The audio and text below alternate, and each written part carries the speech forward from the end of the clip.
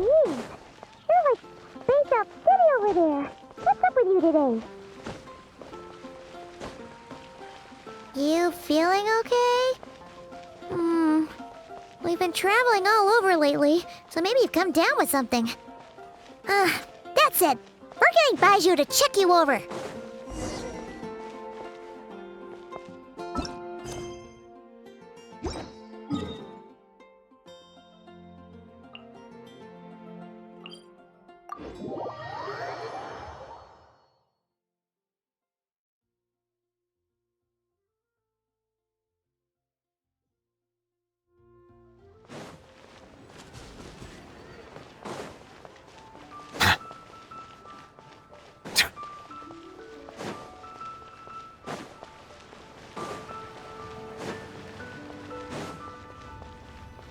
Oh, Baiju isn't in his shop. Oh, you're looking for Dr. Baiju. He's resting today, but he said to send any patients to the back Show room. me your prescription. Ah, okay. Thanks. We'll head on through.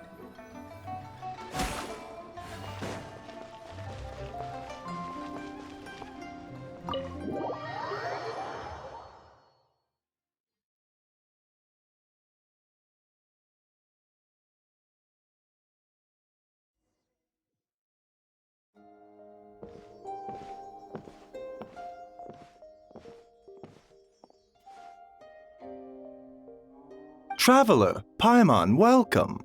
What can I do for you? It's the Traveler. She looks absolutely beat these days. She has these huge dark circles around her eyes, like she hasn't slept a wink. And she keeps spacing out. You have to call her name several times before she snaps out of it. What do you think it is? Is she sick?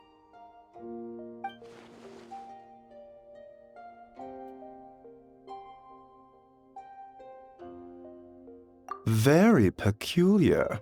In all the time we've been acquainted, this is the first time you've come to me with a health complaint. Come, let me take a look at you.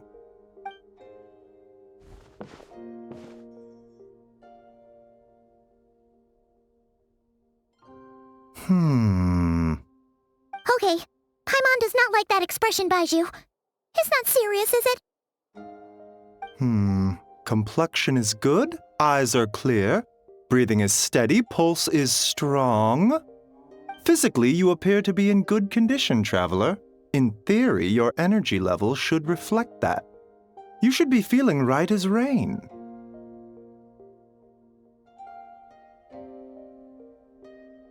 Hence my concern. A clean bill of health is usually a good thing, but in this case, it likely means your situation is more complicated. Physical illnesses come with detectable symptoms that can be used to diagnose, medicate, and cure the condition. But afflictions of a non-physical nature, they fall outside a doctor's realm of expertise. Huh? What do you mean, non-physical nature? Curses, dark magic, it's hard to say. It could just as easily be a simple case of mental fatigue. Why don't you rest here for a bit? Whatever it is we're dealing with, clues to your condition are sure to reveal themselves in time. Once we know the root cause, we can administer the right treatment.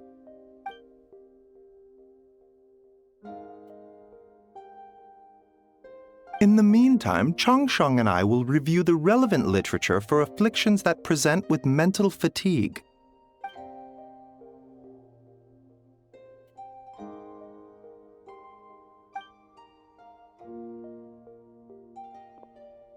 Oh, must be a rare condition if not even Baiju and Changsheng have seen it before. Well, all we can do is take their advice. You look like you're about to collapse anyway. Just get some rest. Paimon will be right here by your side. Fingers crossed you'll be all better when you wake up.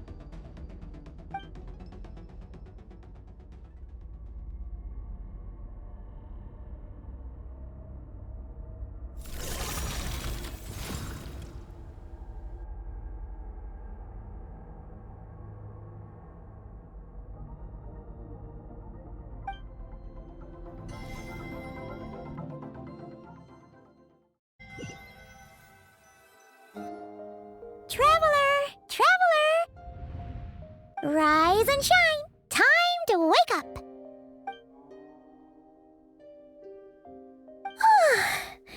For once, you're making Paimon look like an early riser. It's already afternoon. Hopefully all that sleep did you some good. Feeling any better?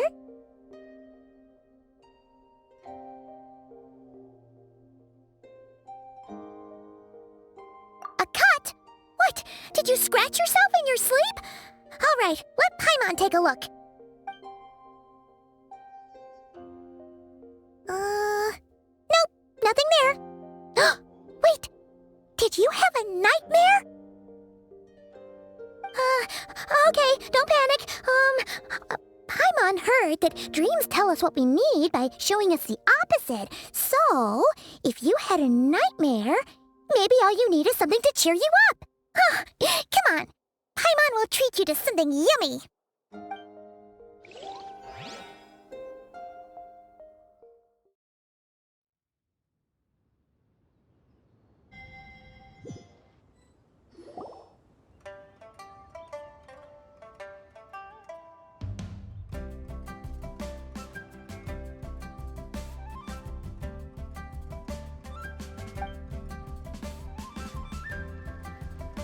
What? So, in this dream, you were trapped in a weird place with thick fog everywhere, and then a spike came out of nowhere and stabbed you in the back? Oh. Okay, well, that's a new one. Are you sure it was a dream? 'Cause from the way you describe it, it sounds like you were really there. But then again, you woke up right where you went to bed. And you were definitely in a deep sleep this morning. Then, it's decided. Paimon will stay up and watch over you tonight. If anyone tries to mess with you, Paimon will beat him up. Or, wake you up first and then we can beat him up together.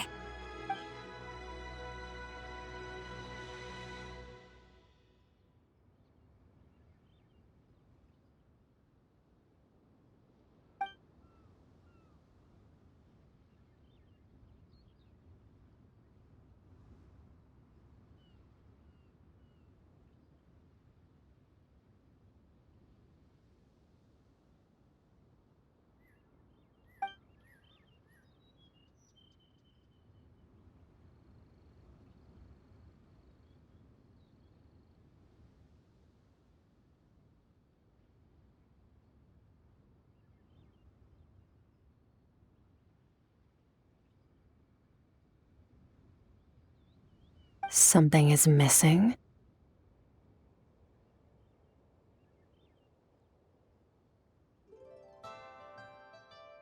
Did you just say something?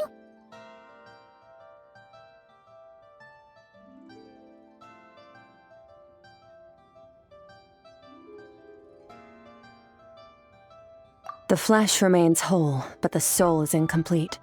Left unresolved, the mind will wither away along with it. What the? Wait! Paimon remembers you! You're Child's master! Orc?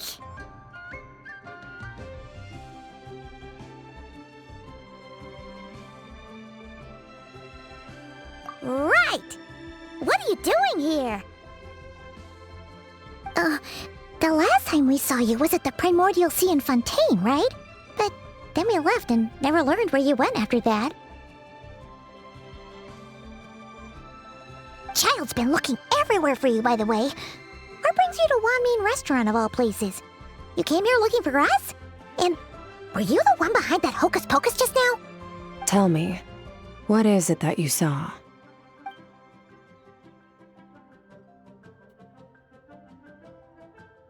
Tight-lipped, huh? I suppose that's fair. You, I'll take a glass of wine. Hmm? Oh, of course! Coming right up. We make this one in-house. It's not too strong. Enjoy. Chef Mao, I'll take a grilled tigerfish over here. Coming right up. Ah, if I knew we'd be this busy, I wouldn't have approved Shenhe's vacation. At the end of the day, what happens to you is of little consequence to me. I'm not here to try and win you over.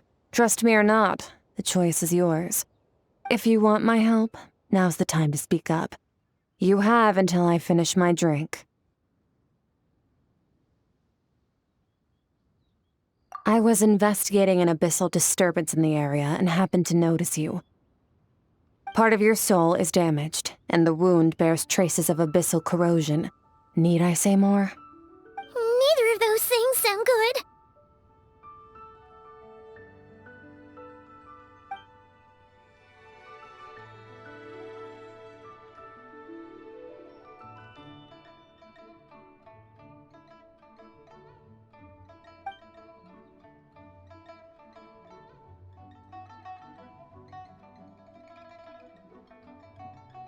Well, should we trust her?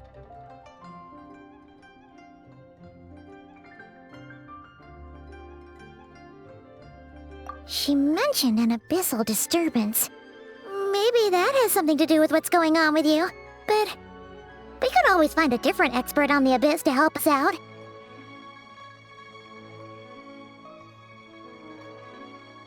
Yeah, and that thing she said about your soul being damaged is scaring, Paimon. Definitely something we should fix sooner rather than later.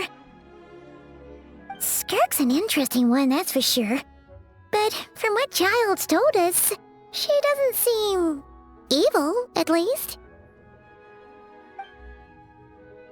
1, 2, 7, 10. That'll do. Well, have you made up your mind?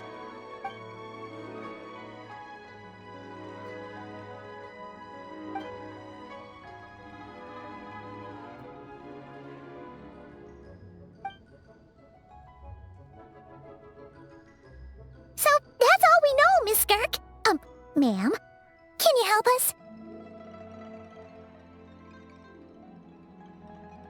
So, you couldn't disperse the fog. I understand. Come find me in the Guili Plains when you're done here. Oh, and I left cash for the drink on the table. Settle the bill for me, will you? Oh, okay. Huh?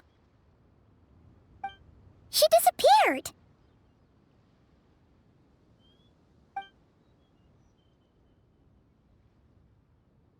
Wait, hold on. You overpaid. Here's your change. Oh, no. This includes the drink, so it should be the right amount. I didn't think you two ordered a drink. We didn't. It was that lady who came and sat with us, remember? You brought it out to her yourself. You sure? I could have sworn there were only 2 of you at that table. What? What'd you put in their dish, Chef Mao? Some kind of hallucinogenic mushroom? You got them seeing things. Seeing things? Wait, so neither of you noticed her? Young lady? About this tall? Wearing a purple dress? She ordered a glass of wine! Oh, now you mention it, that vaguely rings a bell. And it looks like I did open the wine jar, so it must have just slipped my mind. In any case, that settles your bill. Come again soon.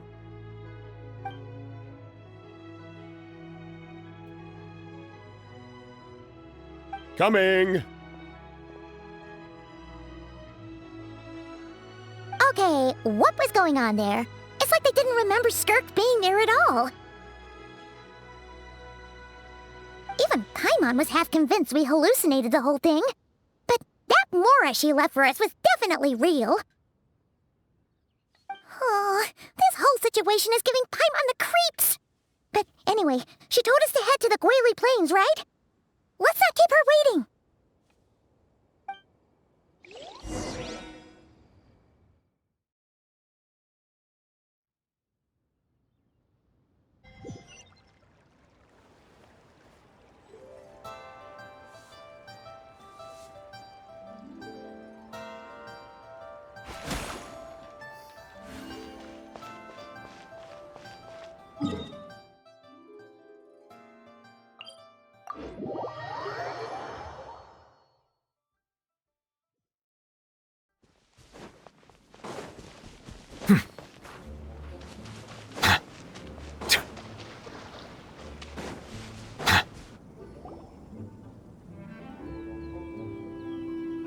So, what are all these rift hounds doing here?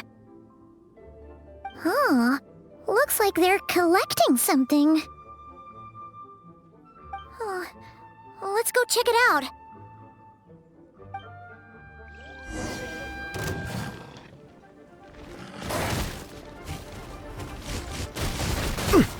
Settle down! There's a tear in my robe. Gather! I will have order! Light it up!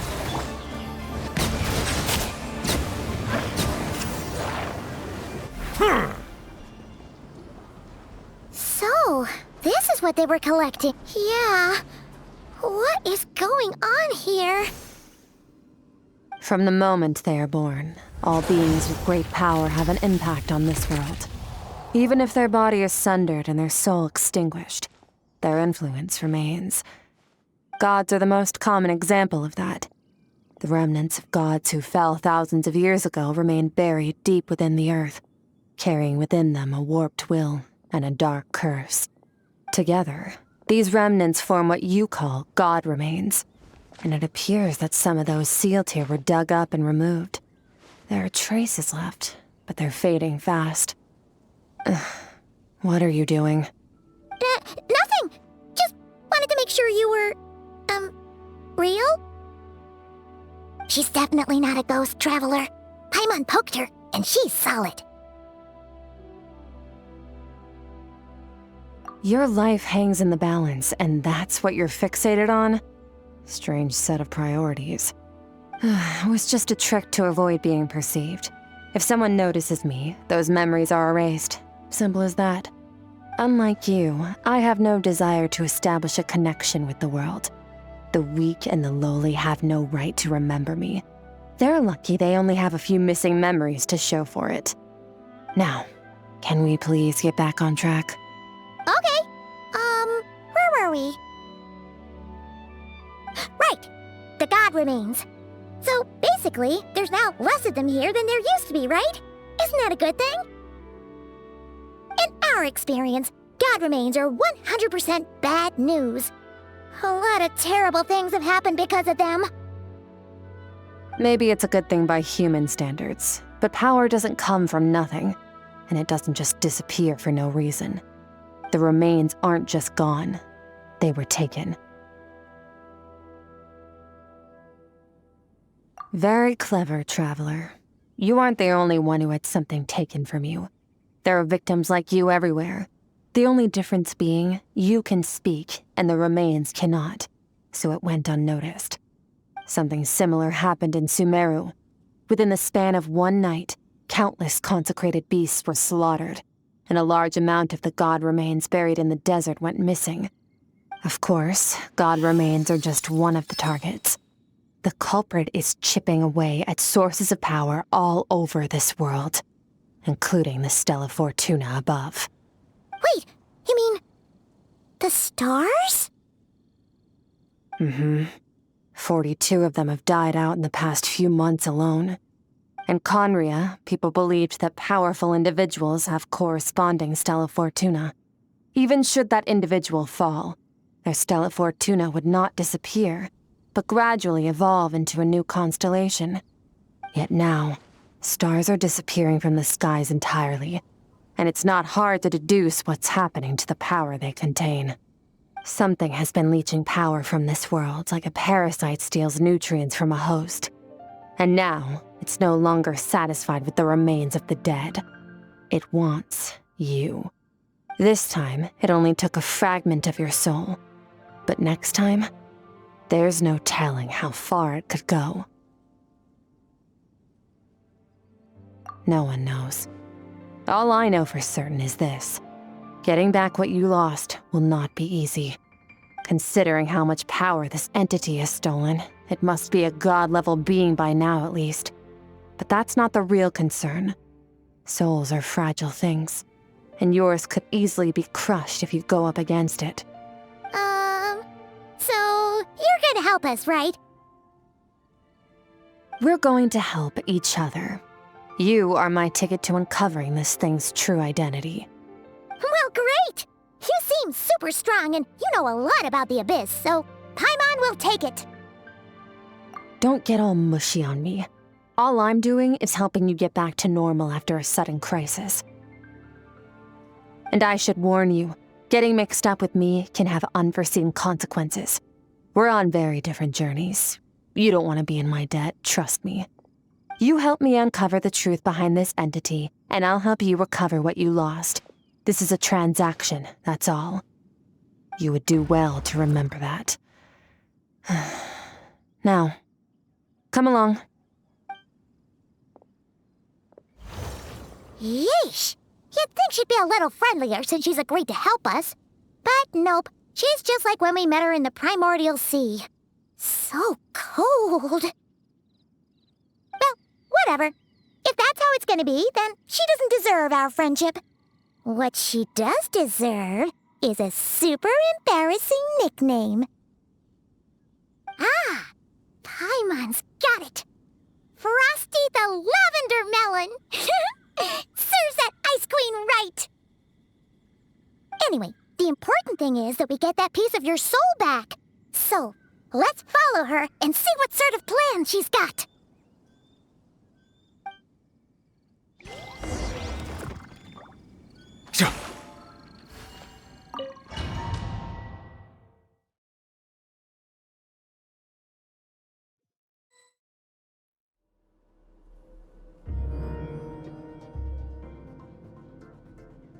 Whoa! This place is way bigger than Paimon expected. Where are we? This is where I live. I suppose it's the closest thing I have to a home here.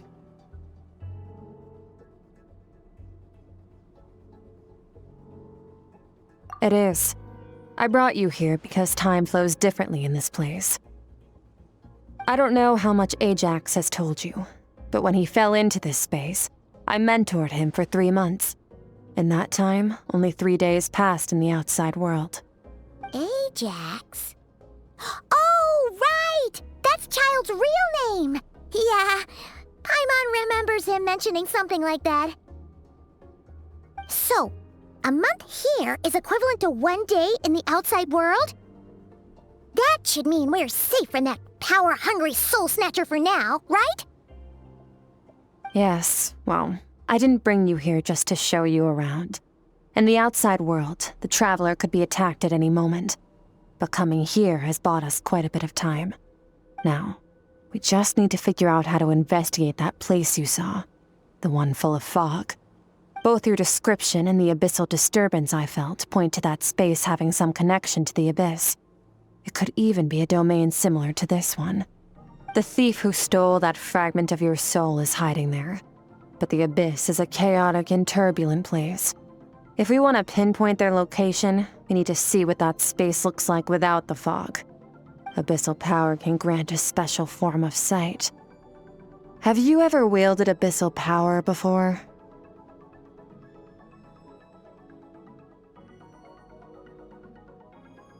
Okay. Do you plan to learn?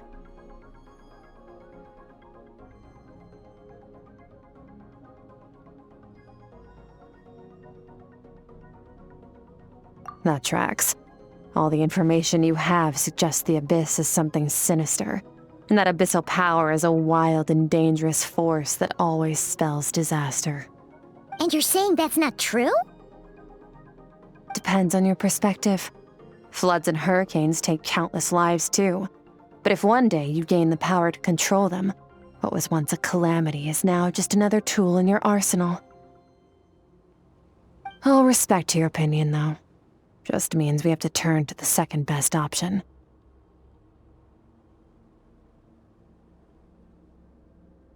A little abyss crystal that contains my power. Wear it on your head, and we'll be able to perform dream mirroring when we fall asleep. Dream mirroring? It means experiencing whatever the other person is dreaming. Everything they see, think, and feel. Since you haven't studied the art of using abyssal power, and have no plans to jump in the deep end right now, I'll have to do the investigating for you. With dream mirroring, every time you slip into a deep sleep, I'll see with my own eyes whatever scene plays out in your mind. Then, I can guide you through the dream environment, and we'll take back what was stolen from you. Huh. You make it sound so simple.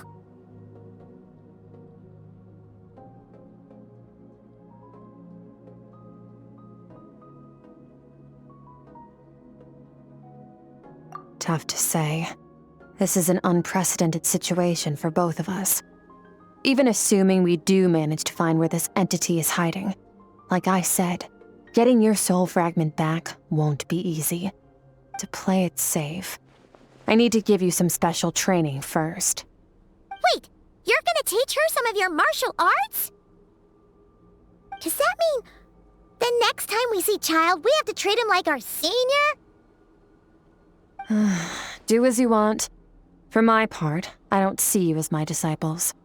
You're already a pretty good fighter. All I'm planning to do is build on your current skills and train you for the specific scenarios that I think we might face.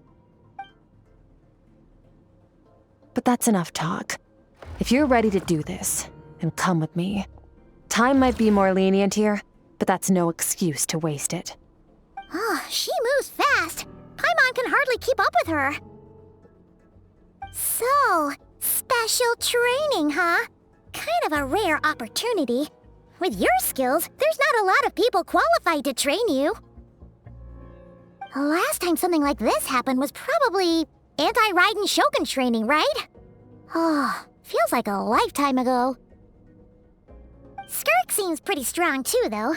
Remember how she said that the all-devouring narwhal was just her master's pet?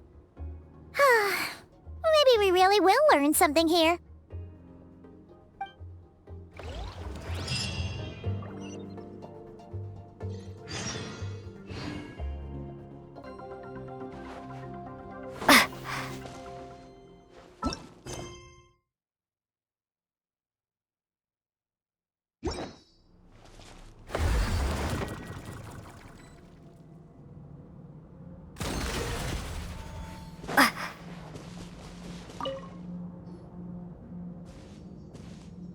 Ready? Bring it on! Your training will be split into 3 stages. Testing your blade work, elemental abilities, and reasoning skills. We'll start with blade work. You're no rookie in this area, so I won't bore you with the basics. During your long journey, you've no doubt sparred with a lot of talented sword fighters. Consciously or not, you will have picked up all kinds of techniques from them. You bet! There's Kaya, Master Jean, Kuching. Oh, and Kazuha, Ayaka. Yeah, we've met sword masters like you in every nation we've been through. You sparred with a bunch of them too, right? Nice to know it's all gonna come in handy now. Don't get too smug. In sword fighting, techniques alone are not enough. You need a cohesive system to bring it all together. A style or school of fighting. To use the human body as an analogy, your style is your skeleton, the foundation, the framework. Techniques are the muscles and other flesh attached to the bones. This is where your strength comes from. Improving your sword fighting is like growing that body.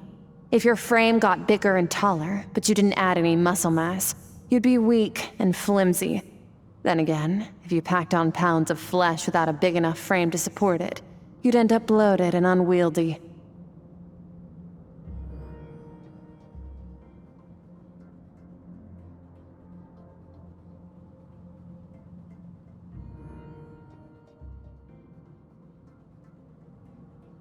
You need to do some introspection. Take a good, hard look at your past experiences and figure out which parts of what you've learned are just techniques, and which parts can be used to form your own system of blade work. Only then will you get the full utility out of all your thoughts and observations along the way.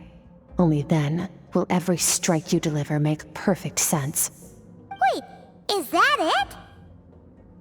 Paimon thought you were gonna teach her some cool new moves, like when you went swoosh and opened a tunnel to another place. One day, you'll reach a new level of power where you realize that even that's as basic a trick as any other. But right now, Our sword styles are so wildly different that teaching you mere techniques is pointless. There are no shortcuts in the pursuit of power. Failure is your best teacher, and rigor is your coursework. That's all I have to say. Time to make a start. Train until you're satisfied with yourself. Now focus. Destroy the crystal columns as swiftly as you can.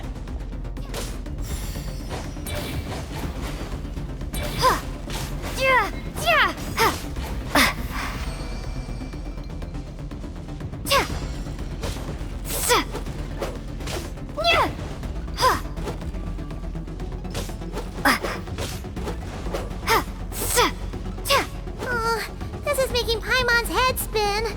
Hang in there, traveler!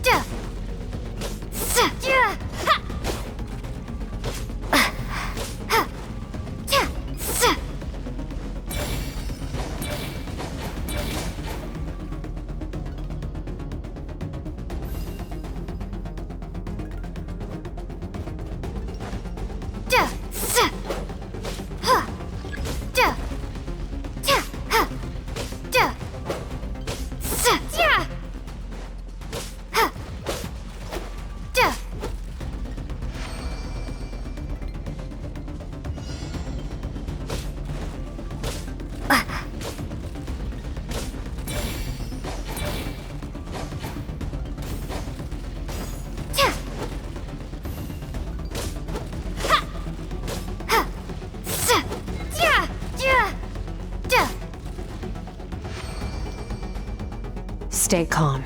Use your head. You have to keep it together.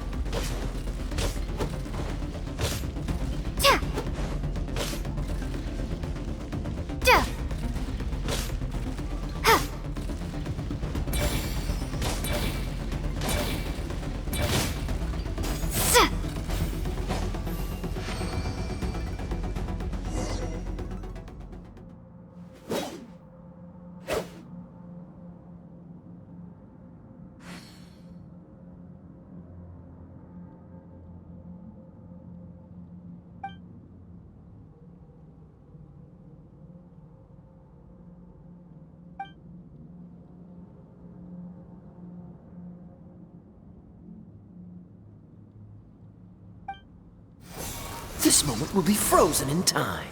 Cut to the chase. Consider a moment of true mastery that you've witnessed in another person, and ask yourself, what lies beneath the surface? What's their guiding philosophy? What's their state of mind as they maneuver their weapon? Now take that and practice it right away with speed, skill, and strength, over and over, until your hand is one with your mind. This is the only path to true growth. Step on up. Dance with the waves.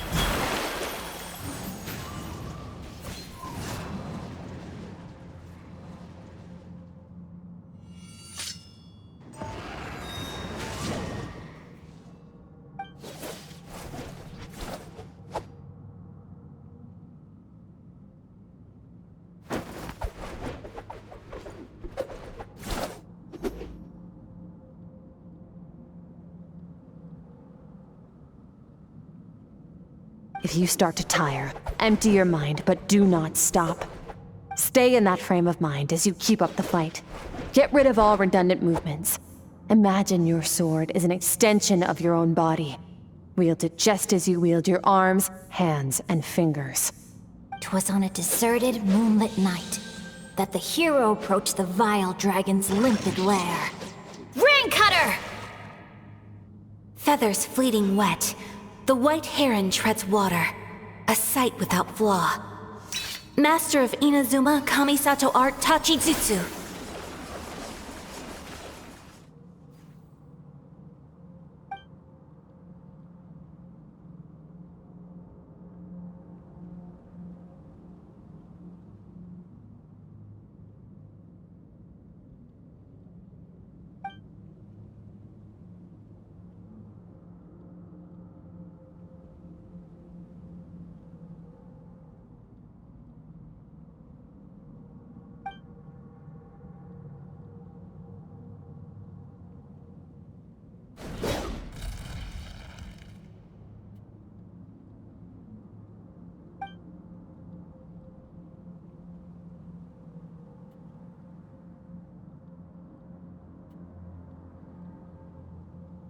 Huh.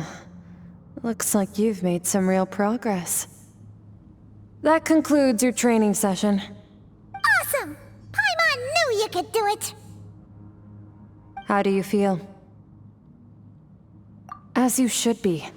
Time flies when you're training hard. You've actually been going for several days now with no rest. Yeah, meanwhile Paimon's had a whole bunch of naps. But you were so focused, she didn't want to interrupt you. Go get some sleep. I'll be doing the same very soon. Let's hope you see that foggy place in your dream, so I can get this investigation over and done with.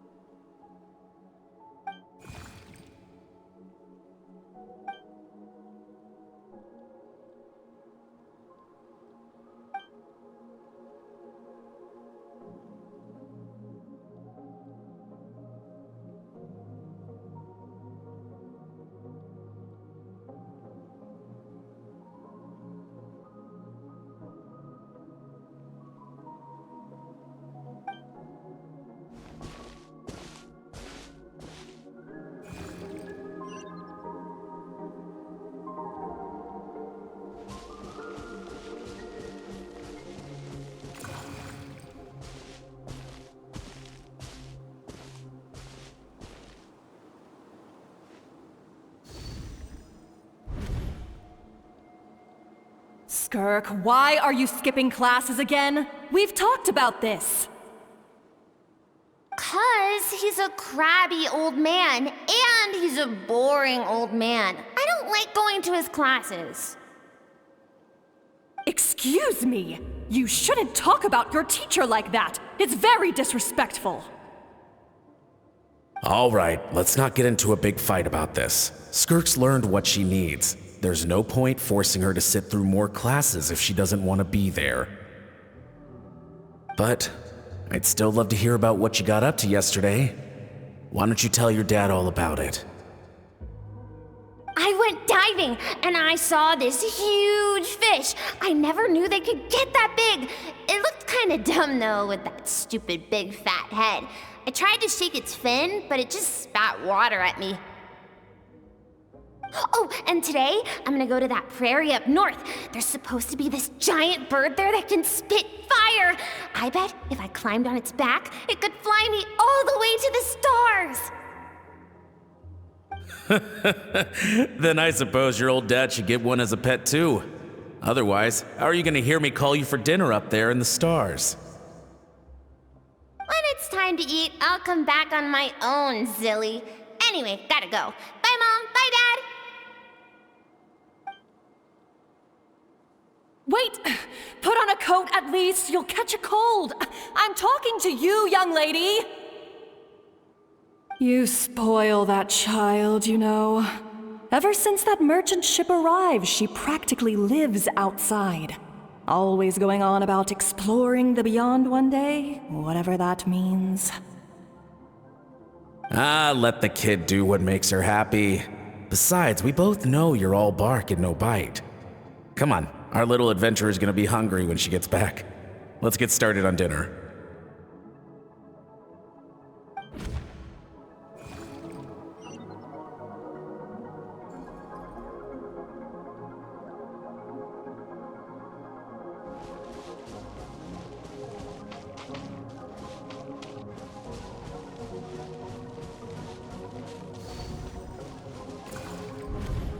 The stars shimmer high above. But what lies beyond the stars? Mountains as far as the eye can see? An endless snowy plain? Or maybe buildings taller than the sky, like the people from the merchant ship said?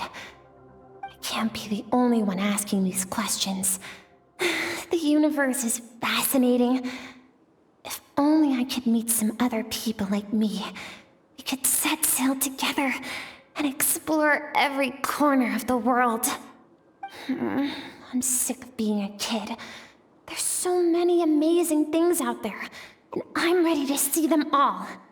But for now, I'm starving. Better get back.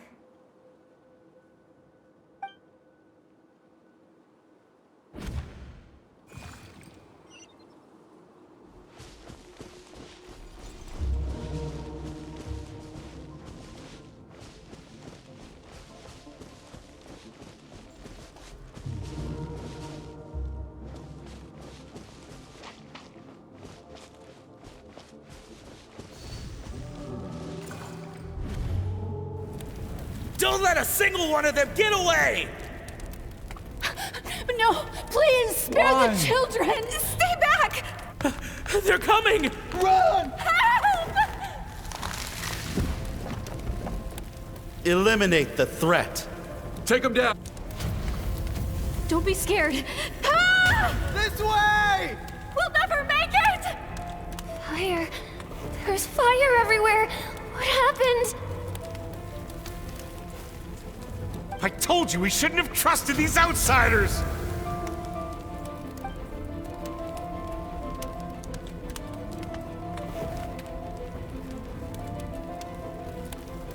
Why are you doing this? What did we do to deserve this? We welcomed you with our finest food and drink, showed you the best our home has to offer, gifted you cloth dyed by our own hands. And this is how you treat us? Run! Save yourselves! Captain, Zone 3 is clear and we have Zone 2 surrounded. Begin extermination. Remember the orders from upper command. No one is to be left alive. Rest assured, sir. We have enough munitions to annihilate these savages and burn their entire civilization to the ground. Good. The only ones who put up a real fight are that man and his wife, correct? What's their status? We shot the man in the ankles and the wife broke her wrist attempting to fight back. They won't be doing much more fighting. They're holed up in their home for now, but they won't last long.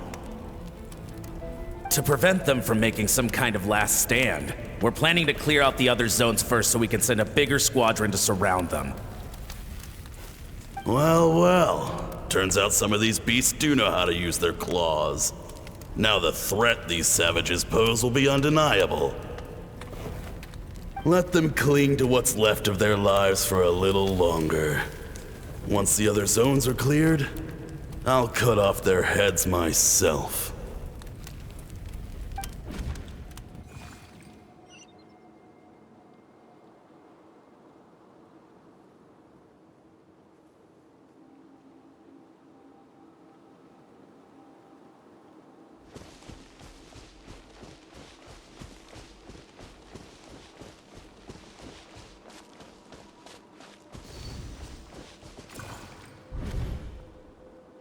Dad? Mom? Skirk, you're all right? Thank heavens. I'm so happy to see you, sweet girl. But you need to go. It isn't safe here. They'll be back any second. What happened? You're bleeding a lot. Dad? Mom?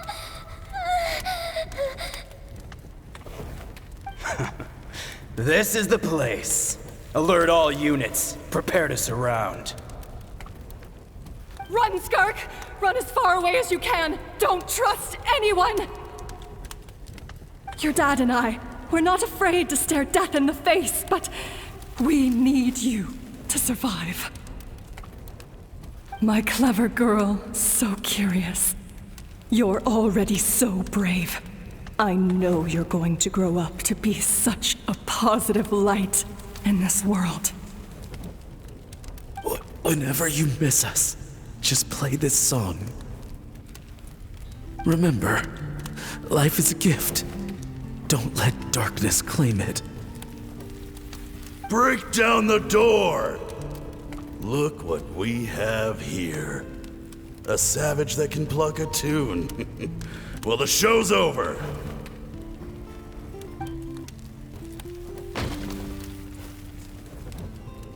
You! Stop singing! Shut it! I said shut it or I'll make you! Fine. Have it your way!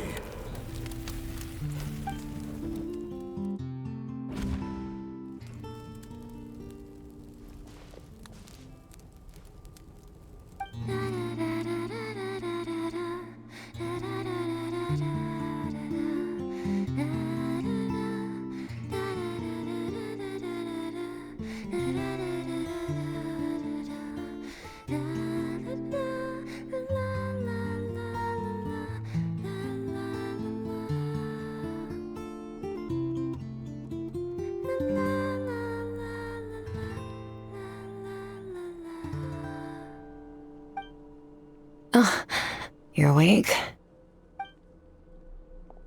I found a few clues while you were asleep, but it's only a start. Now, time for the second stage of your training. This time, the focus is elemental energy. Come find me when you're ready to begin.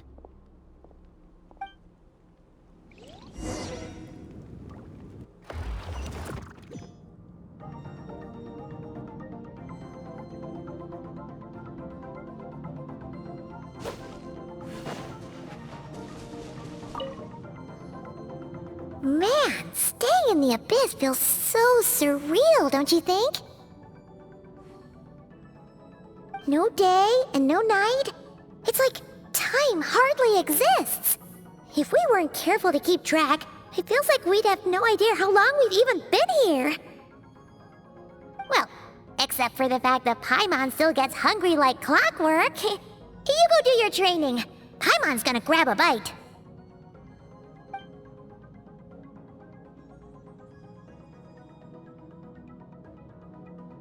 The way I see it, the pursuit of power is divided into 3 stages.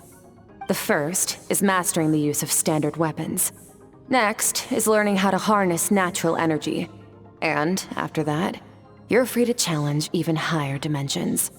The natural energy of Teyvat is, of course, elemental energy.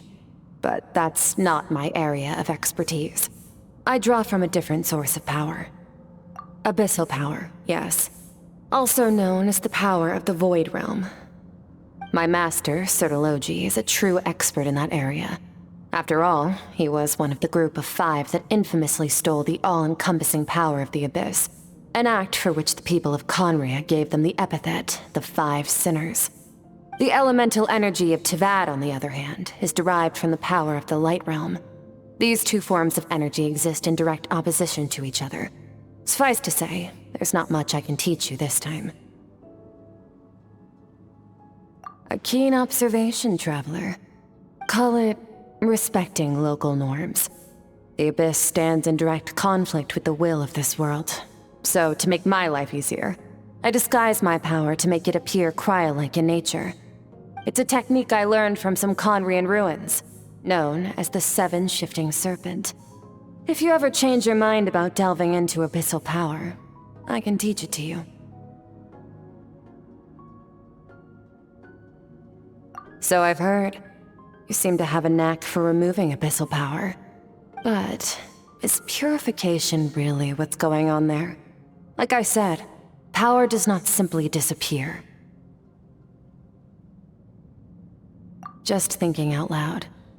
Let's focus on your elemental training. That's what's gonna help us if the situation gets tricky. True growth comes from adversity, but only if you make the choice to pick yourself up again every time you fall. So, it's time to push yourself to the limit, and then keep pushing. This is the only way to advance at pace. Use the power of Animo to clear the field as fast as you can!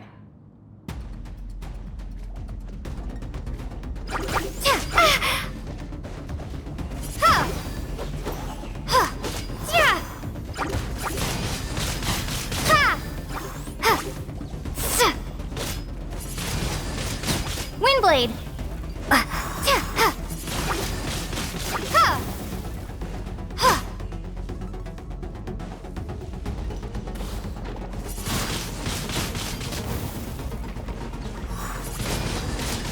Windblade!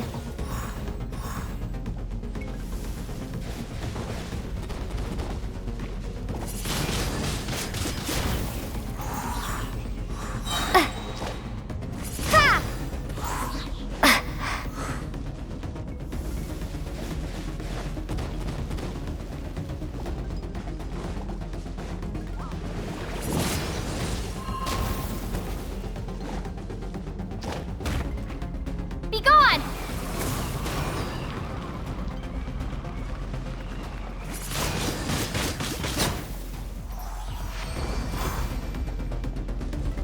Observe your surroundings. Look for things you can use to tilt the scales of success in your favor.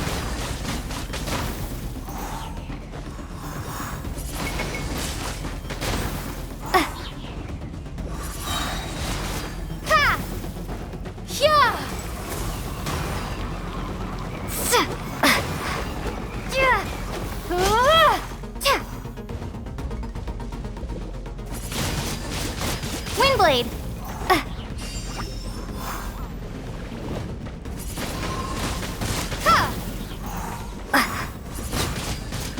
Windblade!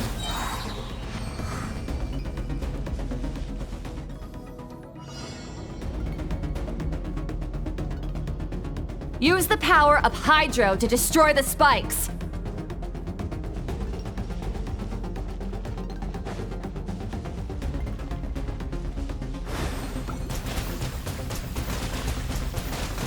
Go!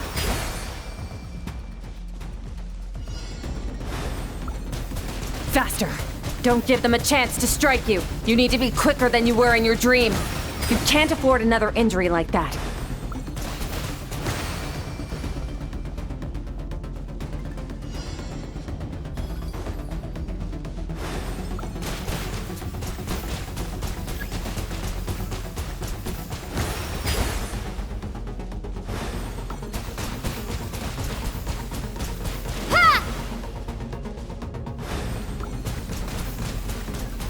Water jet!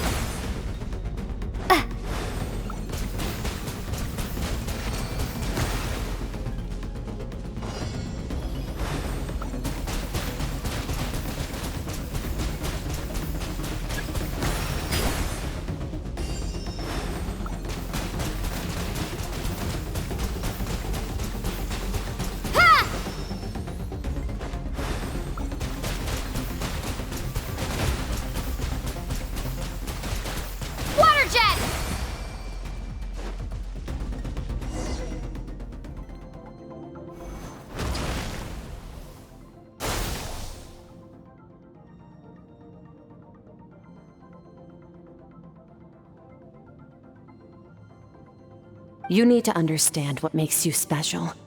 The ability to wield elemental energy without a vision and switch between the elements at will. It means your aspirations need no approval from the gods. Your power is not bound by the rules of this world.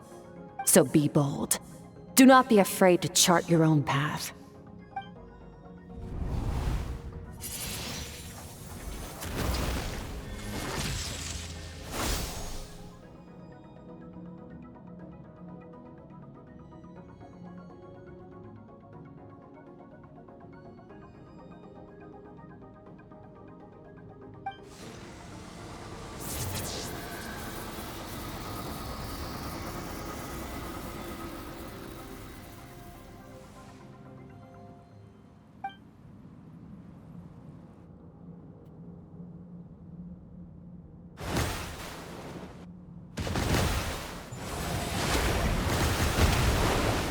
Very good.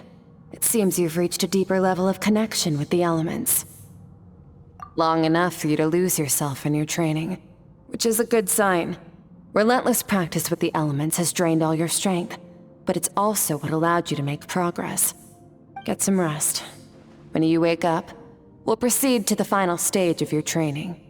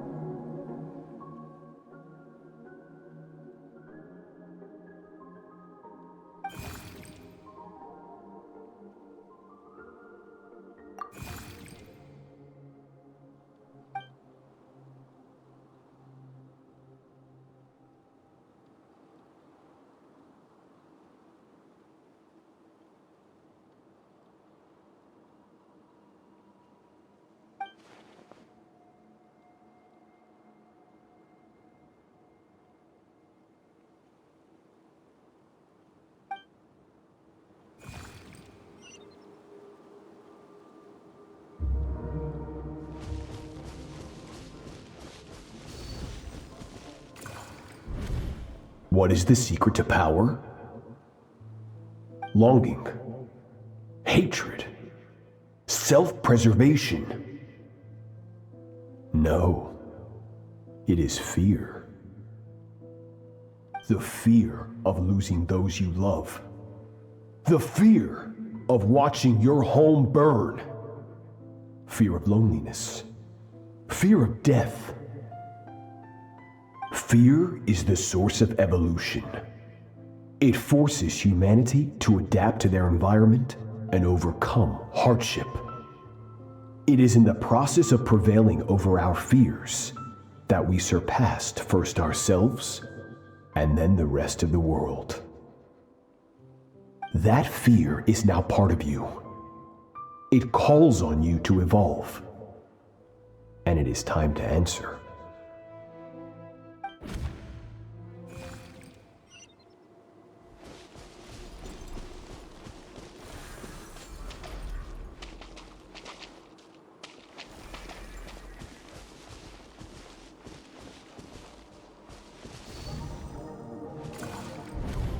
Any minute spent missing home is a minute wasted. Practice your sword work instead. Do not make me tell you twice. But, Master, I can barely lift the sword anymore. If I keep going, I feel like my wrist is going to break. So it has not broken yet. Then pick up your sword and keep practicing until it breaks. I want to hear the cracking and splintering of bone. After all, bones can always be reset.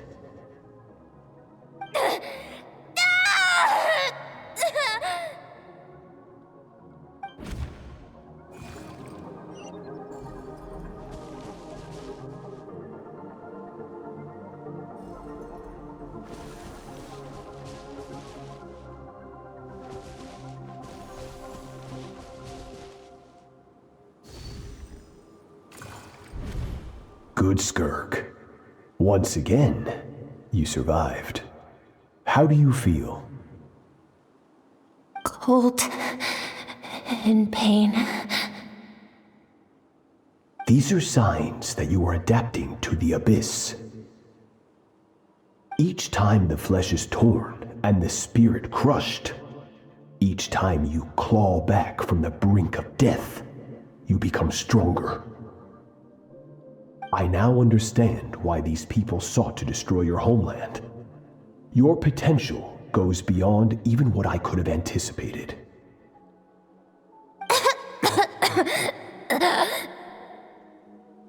But you still have much to learn in your pursuit of strength.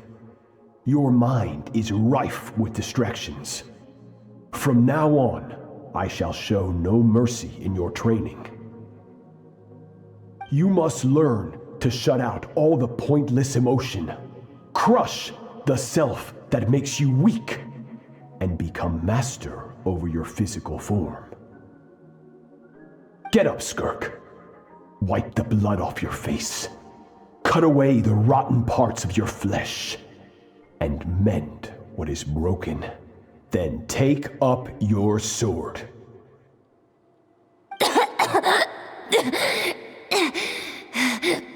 Yes, Master.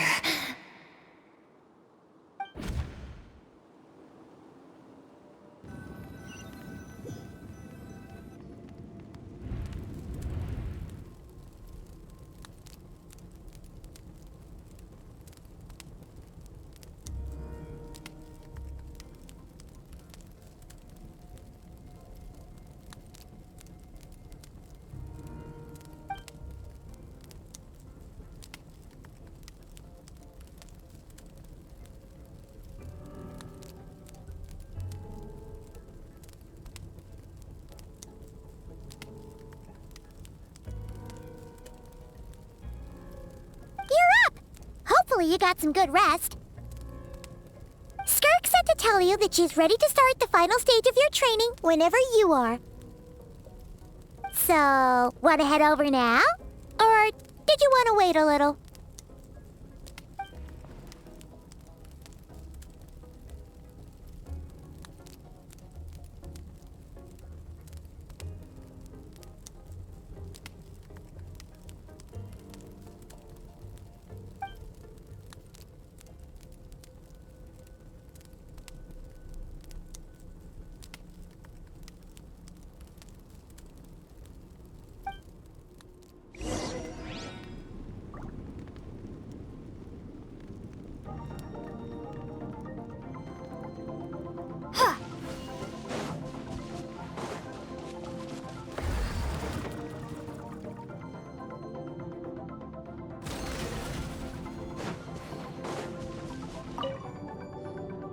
From your training so far, you have gained better command of the sword, and more control over your elemental abilities. That's only part of it. Experience is the real teacher. Your journey, the friends you have made, the dangers you have faced. These have taught you more than I ever could. Now, it's time to focus on how you react under pressure. You must be able to think rationally, even in unpredictable combat situations. To simulate this, I'm going to attack, and you're going to block. Ready?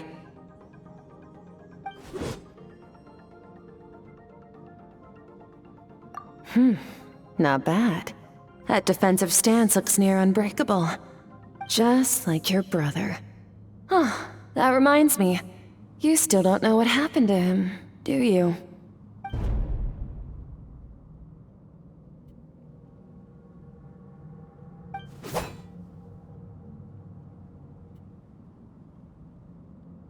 Hey, no fair! That's cheating!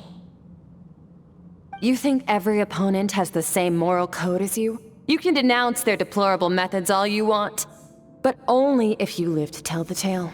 The dead don't get to complain. Strong emotions will always arise in combat. Anxiety, anger, fear. But a true warrior is never at their whim. Only when you are free from the influence of emotion can you make the right choice, no matter the situation. How amusing. Almost sounds like you think you know me. But you don't. You can choose your own path. We are not the same. Let's begin. Try to use reason over emotion. Make the most rational and advantageous decision in any given moment. This is your final training session. Look alive. Same drill as before, but this time I'm going to interfere. Hold your focus.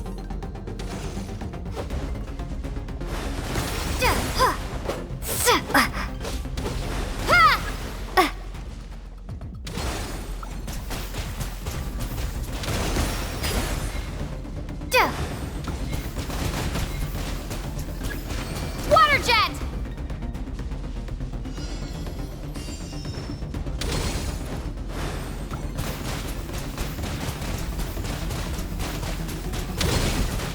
Go!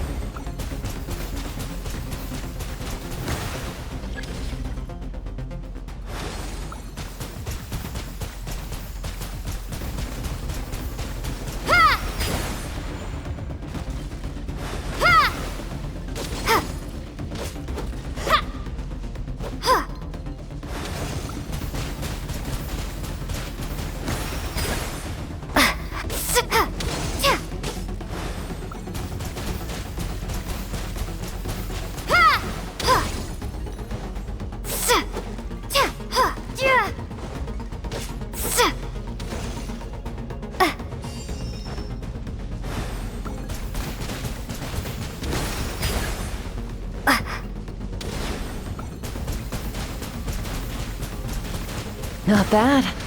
Better than I expected.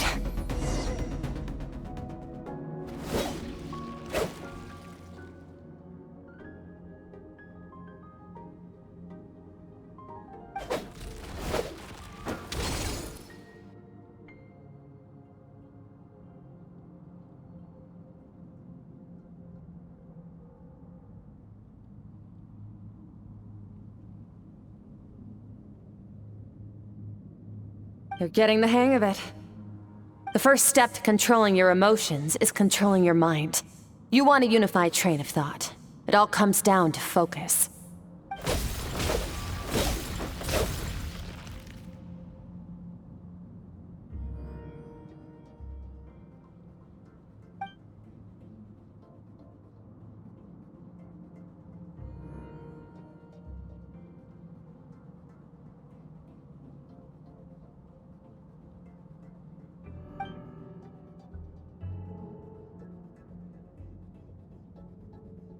Your mind is rife with distractions.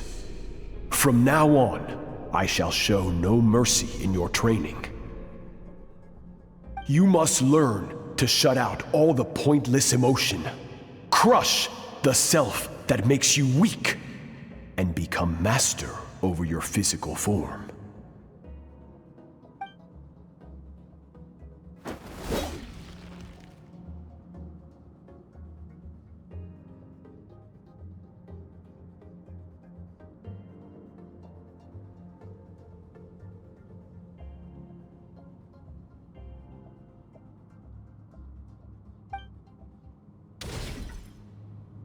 Stop.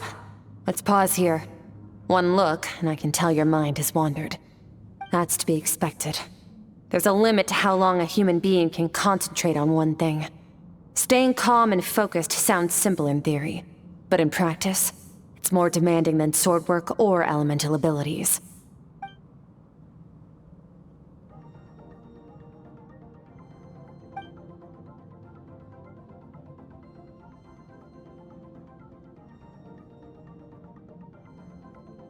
Get some rest.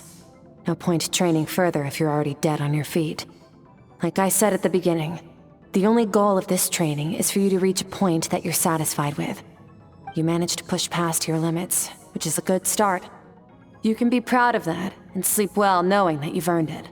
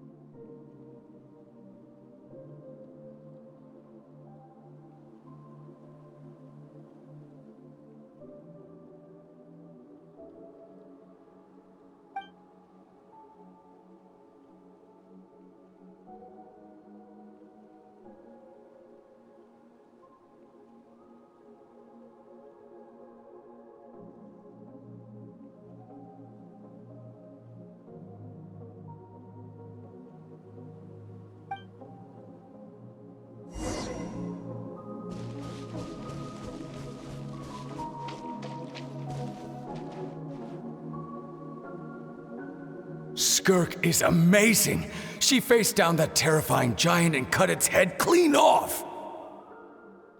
Oh, she got hurt though, didn't she? I heard it was pretty bad. Yeah, well, that's a given. But the moment she was on the mend, she got right back to practicing her sword work. I heard Master suffered a grave injury once too. Lost an arm and a leg and still came back stronger than ever. Skirk's becoming more like him by the day. Oh, incredible. I wonder if I'll ever reach their level. They're always so resolute, so unshakable.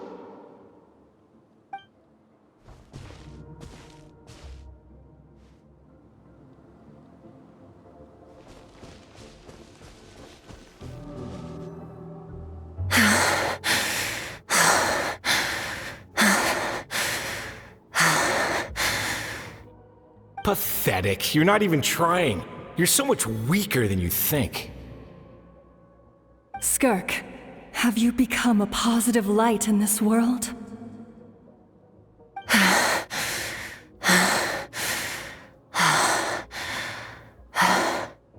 Do you even remember how many of us perished in that fire? How many bodies were left to rot on the scorched earth? Yet keep your gaze fixed on your blade. You don't deserve to rest. I have so many questions. I just want to jump in a spaceship, explore the whole universe, and get answers from the stars. I just need to wait till I'm grown up. Then I can do anything. Now, you must bid farewell to who you were in the past and become someone stronger. Run, Skirk, run! Only death awaits us here. Keep running, and don't ever look back.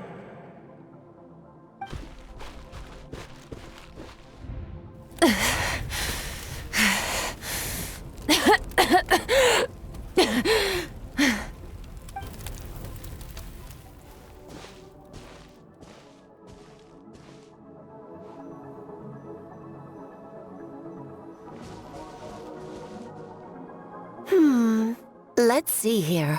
First things first, you need a new identity. Going around telling people you're from somewhere beyond the stars won't do, now will it? How about saying you hail from beneath the earth instead? As the Conrian saying goes, Venturing out into the universe and down into the abyss are the same in that both are braving the dark unknown. Well, I'm a visitor on this planet, so I'll follow the rules. Ah, splendid. That saves me quite a bit of trouble. Let me offer you a piece of advice in return, although it might not be what you want to hear. I know the pursuit of strength is important to you, but taking a moment for yourself every once in a while is never a bad idea. Ignore her existence for too long, and there will come a day when you can no longer hear her voice.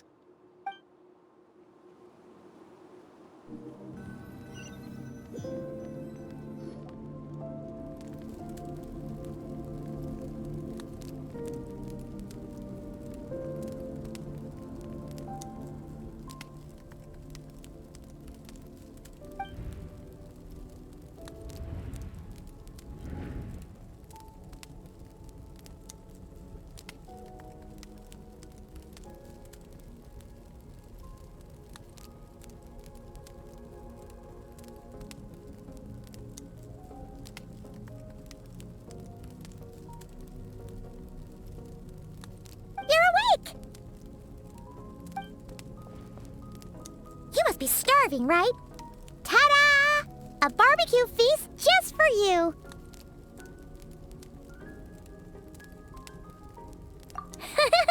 Of course you are! That's why Skirk and Paimon got this all ready for you. Dig in, before it gets cold. Ah, well, if you're around someone long enough, it's bound to happen. Plus, Skirk can cook. So, Paimon decided she can forgive the whole Ice Queen thing. Paimon's not one to hold a grudge. Here's an idea. Let's save the chit-chat until after the meal.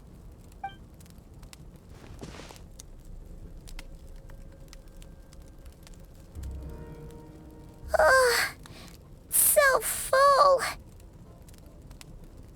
Okay, it's Paimon's turn to sleep now. Wake her up when it's time to go.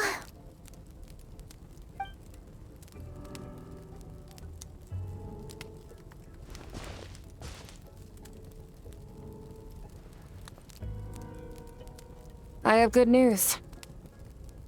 First, your training is complete. You have what it takes to wield immense power. Now it's just a matter of putting it into practice. Continue to learn from your journey and hone your skills against formidable opponents. Second, I've located the culprit we've been searching for. Next, we just need to retrieve the missing part of your soul, and our business will be concluded.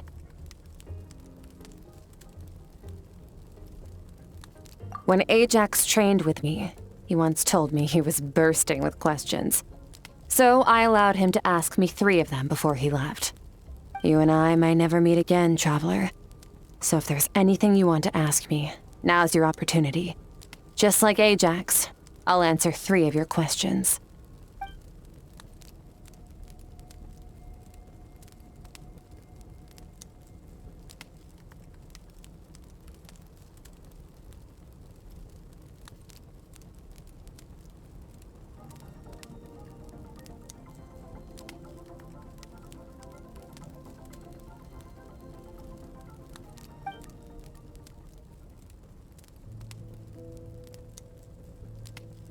Okay, not the angle I was expecting. What makes you ask that?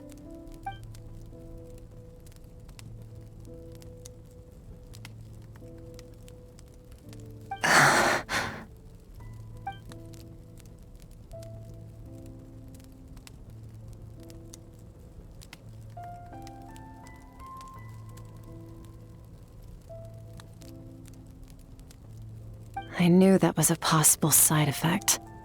Closed off my mind to you for that exact reason. Even with the dream mirroring, you should have seen nothing but endless darkness.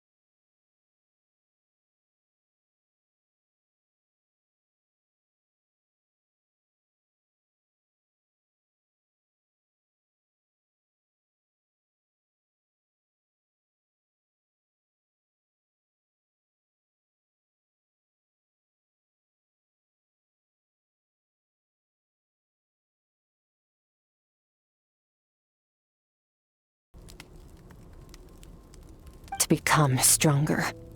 For certain reasons, I need to bridge the power gap between me and my master as quickly as possible. But first, I need to understand the source of his strength.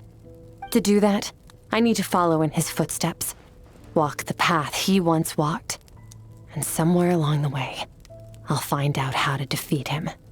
That is my sole focus and purpose. Okay. You have one question remaining.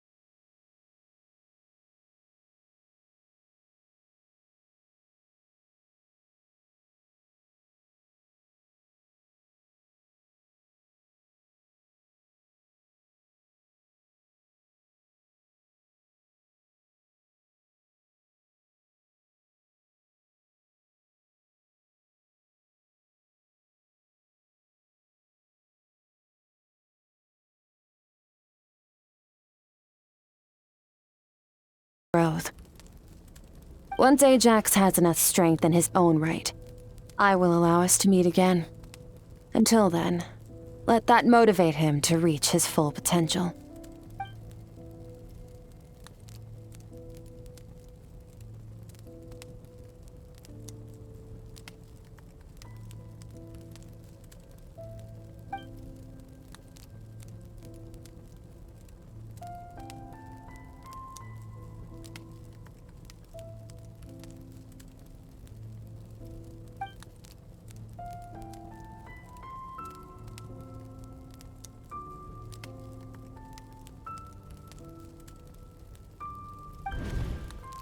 Unlike you, I have no desire to establish a connection with the world. The weak and the lowly have no right to remember me. They're lucky they only have a few missing memories to show for it.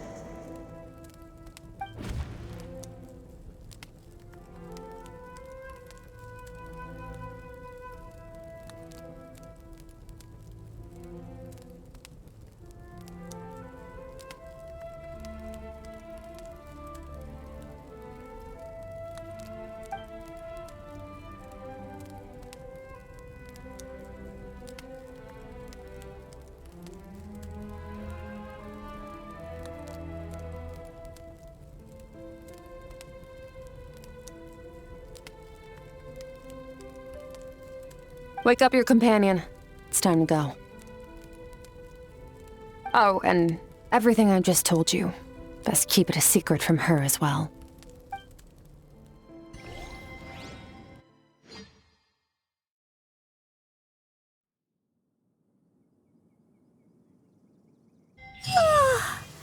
Time to go.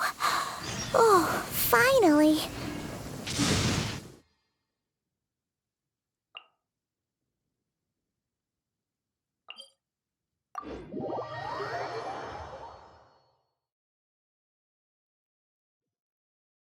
Where are we headed? Just follow me. I'll open an abyssal rift close to the culprit's location. It will take us to where he's hiding.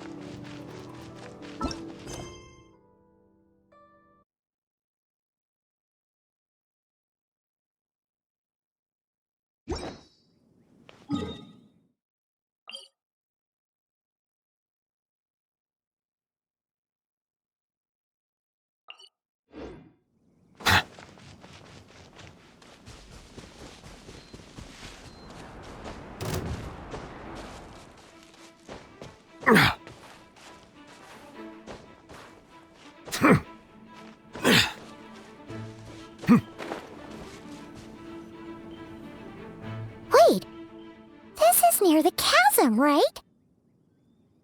Yes. If we enter from here, we'll be able to reach that place from your dream. You have some experience with abyssal domains by now, but still, this is someone else's territory. Best to proceed with caution. Don't worry, Paimon's an expert at hiding behind other people for safety. Oh, but, that means you need to stay safe, Traveler.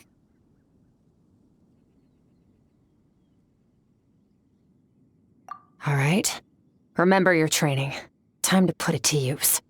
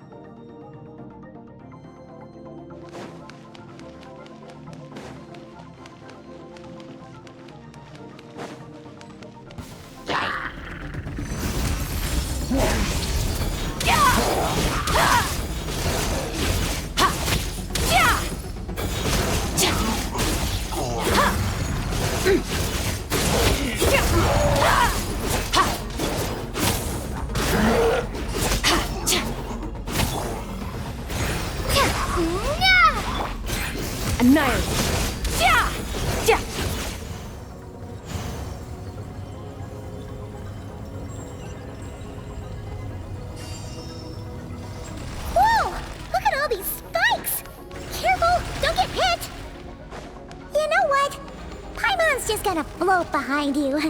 Come on, you got this.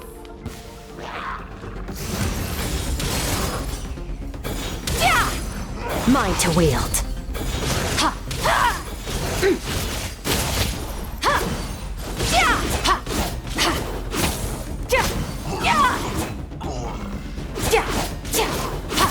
Extinguished. Hey, what are you two doing here?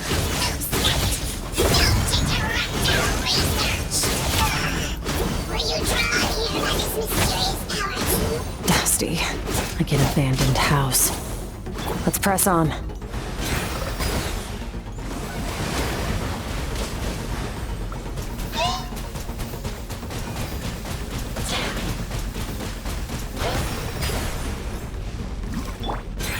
Annihilate.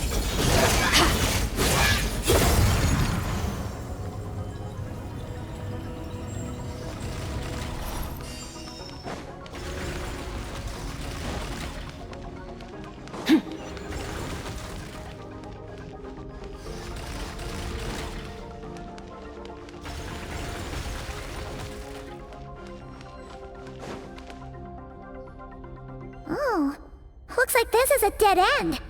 Did we make it to his hiding place? Ugh, this fog is making it impossible to see anything! This should be the place where you were attacked, Traveler. The missing part of your soul should be nearby. Can you sense where it is?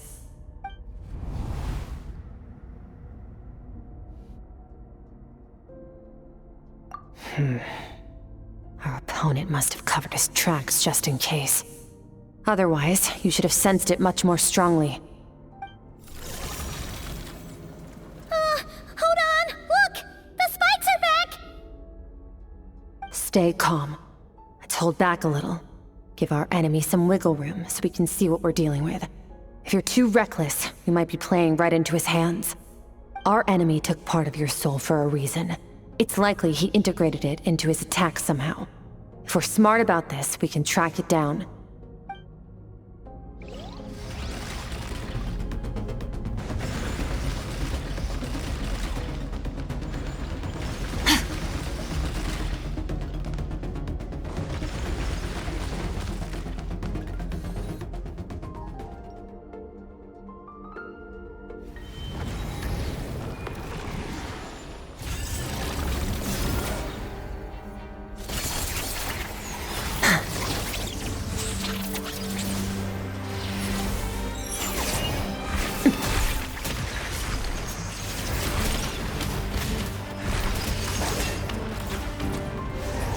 From the start, the attacks have been focused on me. Trying to break through my defenses? I see.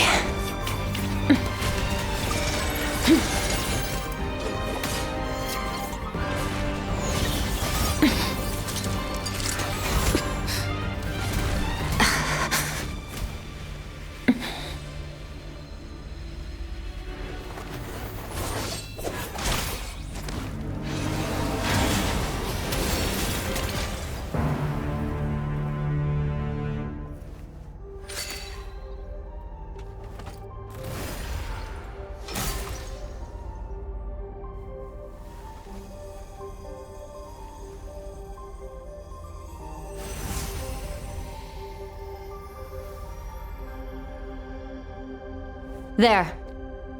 I got it back. Traveler! Skirk! What happened? It looked like Skirk just got...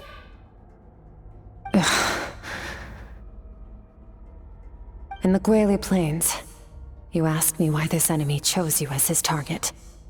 Now, the answer is clear. It's not just the fact that your strength is impressive. It's also because of your ability to, as you put it, purify abyssal power. Whatever that actually means. The fact is, that ability allowed him to do something that should have been completely impossible. Namely, break through my defenses and steal my power.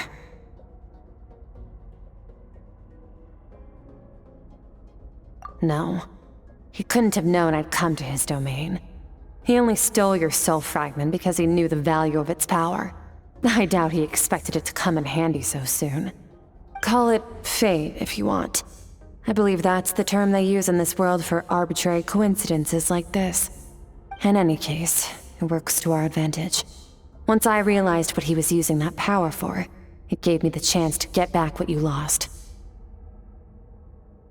I'll cope. Well, done gorging? Good. Time to answer some questions. How did you get the power of the all-devouring narwhal? The all-devouring narwhal? Oh, of course! Paimon knew that spike thing looked familiar. It looks just like that narwhal's horn! I highly doubt you acquired that power through your own strength. Tell me I'm wrong. You're desperate enough to scour the land for god remains and whatever vestiges of power you can find. That alone proves you wouldn't be able to defeat a creature like that. Which leaves one possibility. You know my master, the Foul, Sertologi. The Foul? Who dares call him Foul? Sertologi. Sertologi! What's wrong? Bit off more power than you can chew? You're struggling to hold a basic conversation. Just a little longer. I'm still...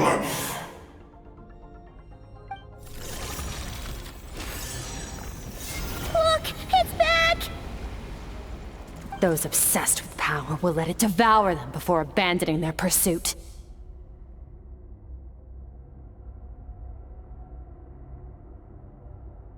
Keep calm and use reason to decide the best course of action.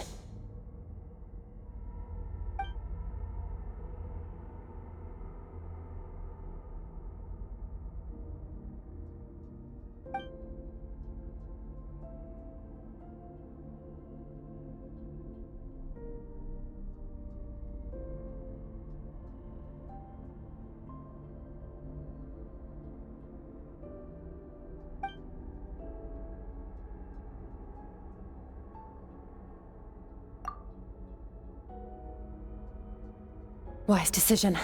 Final victory doesn't always come after a single battle.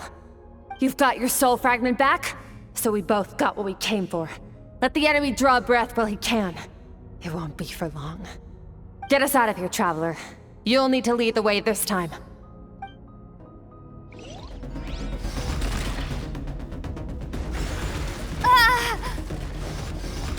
Skirk, is your shoulder gonna be okay?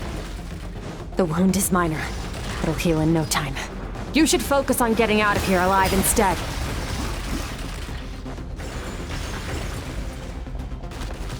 Uh-oh! Falling spikes! Run!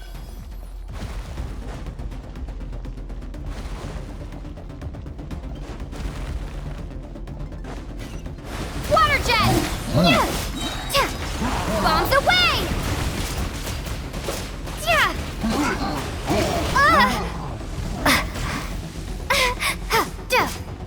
Water jet!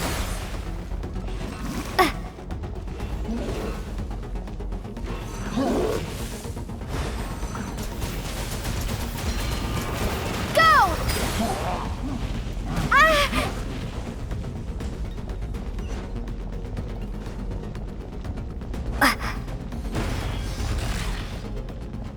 Watch out! Looks like this place is about to collapse!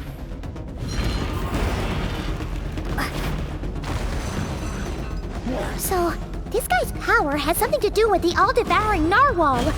Did you know that all along, Skirk? I had my suspicions.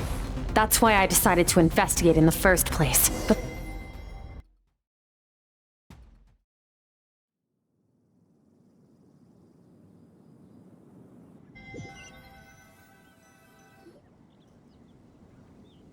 Phew.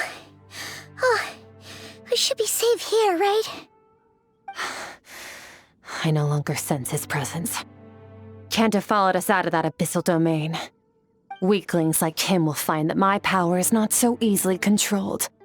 He won't be leaving that place until he's managed to digest it. You seem surprised. I suppose that's fair. You've seen but a fraction of what that whale is capable of. That gaping maw could swallow a planet whole. It's called the all-devouring narwhal for a reason. Devouring is what it does best. It can extract power from anything, dead or alive, as long as it manages to make physical contact. Yeah. When we had our run-in with that thing, Neverlet mentioned that it has an instinct to devour. Your dragon friend recognized the nature of its abilities and used the power of Hydro to protect you. That worked because it was in a satiated state, so it was somewhat less aggressive than usual. It's a different story when it has no more power to feed off of. That's when its true voracious nature kicks in. It could devour everything on the planet in that state, which is why I cast it into that void space. But I hadn't counted on there being anyone left on this planet capable of wielding its power. To me, that says he must have encountered the whale a long time ago. Meaning, he must have known my master. Exactly. It told me everything I needed to know. Hence why I said we both got what we came for. And I believe that brings our transaction to an end. Now that you're whole again, you can get back to your own journey. I'll handle the rest of this situation myself. No way! We can't leave now! Something was stolen from you because of us! We have to help you get it back! This isn't my first taste of failure or losing power. When you fall, you get back up again and become stronger. That's how it is. But what if that monster finds you before you're all better? Plus, how are you gonna get home? It's not like you can just go swoosh and open a door to the abyss again. Not without your full strength. So, sticking with us for the time being doesn't sound so bad, does it?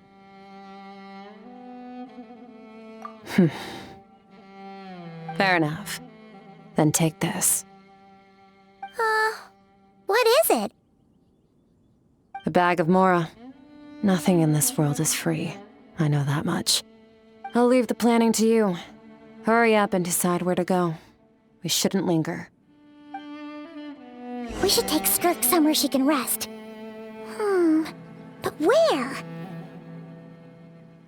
Paimon gets the feeling Skirk wouldn't like being around a lot of people.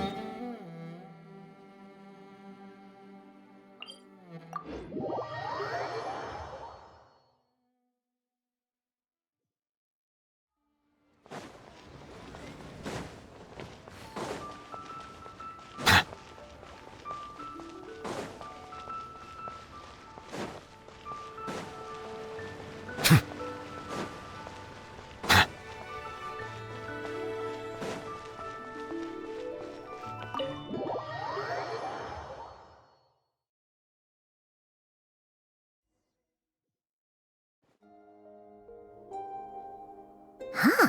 This bag from Skirk has a ton of Mora in it. Does she have a job or something? Wait, no. After what we saw at Wamin Restaurant, that seems impossible. Can you imagine? It would go something like... I'll be collecting my paycheck now, boss. Oh, sure thing. Wait, who are you? Have we met? Can't hold a job if you make everyone forget about you. So, what did you do to get all this Mora?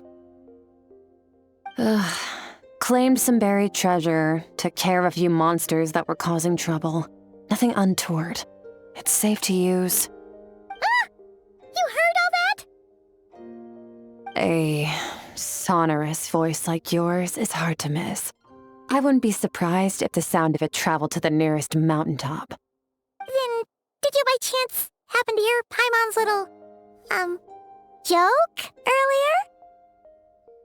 You mean when you called me Frosty the Lavender Melon? No, sorry. Paimon totally misspoke just now. She didn't say that at all. It was, a Paimon lookalike. Yeah, she's a piece of work, that one. Always impersonating Paimon and giving people weird nicknames. Okay, fine. The truth is, Paimon didn't like you all that much at the start. But things are different now. You helped the Traveler in a big way, so... What do you say? Friends? I noticed there was only one bed. Go ahead and get some rest. Wait, what about you?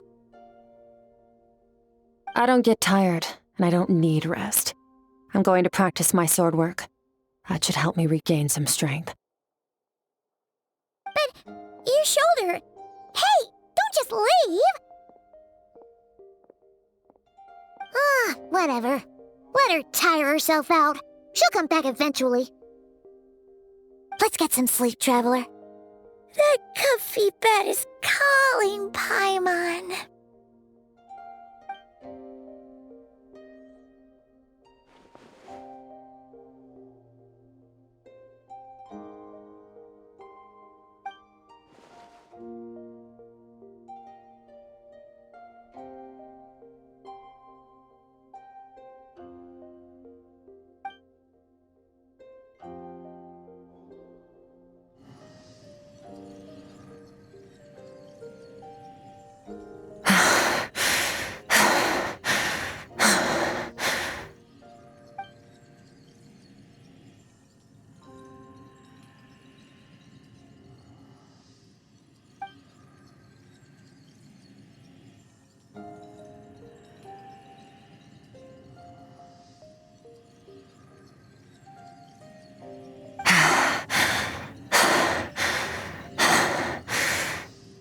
Quiet.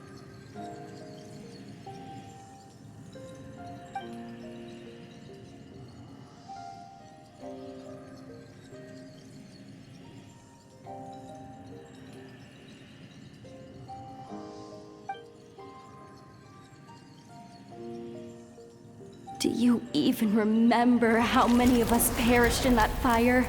How many bodies were left to rot on the scorched earth? Yet you alone live on.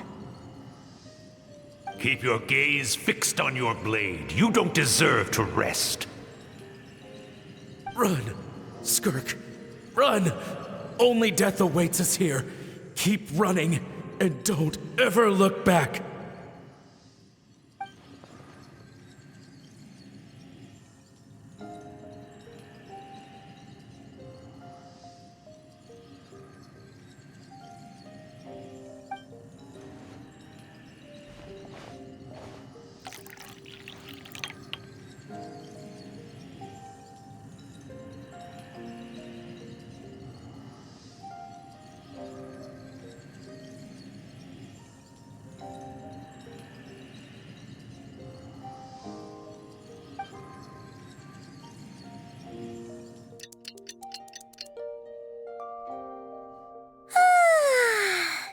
Getting an early night's sleep is the best. That bed was so comfy. Wait, hang out here the whole night? The bed's all yours if you want it.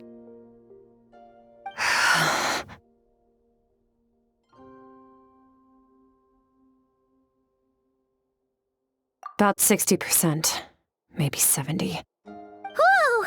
Paimon thought it would take at least a couple of days. That was fast. No, not fast enough.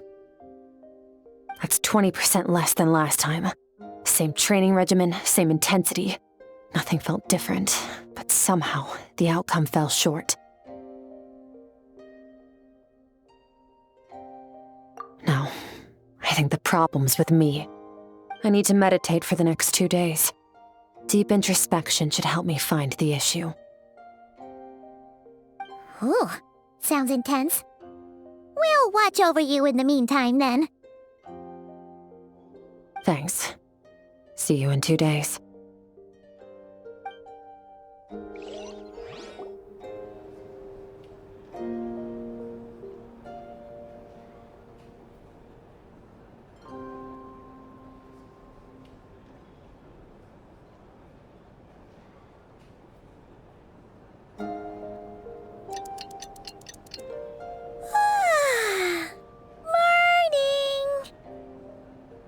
Skirk is still meditating, huh? It's been 2 days already. Shouldn't she be awake by now? Paimon can't think of anything we can do to help. Oh, wait! Breakfast! That's it! Paimon will go get breakfast! Skirk is gonna be starving when she wakes up. Be right back.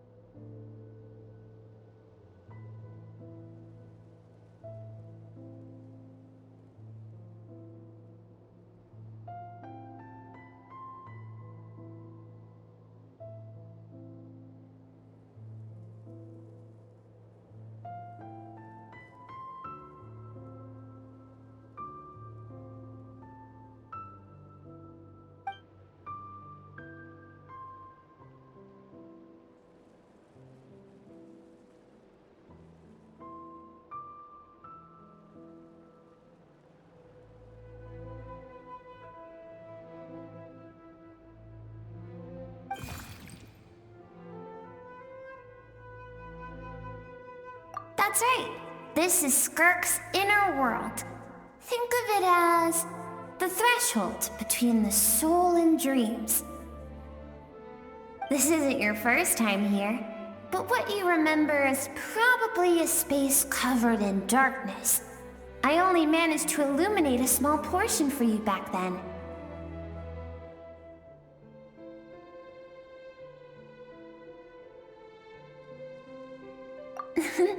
Actually, it's my first time talking to someone like this.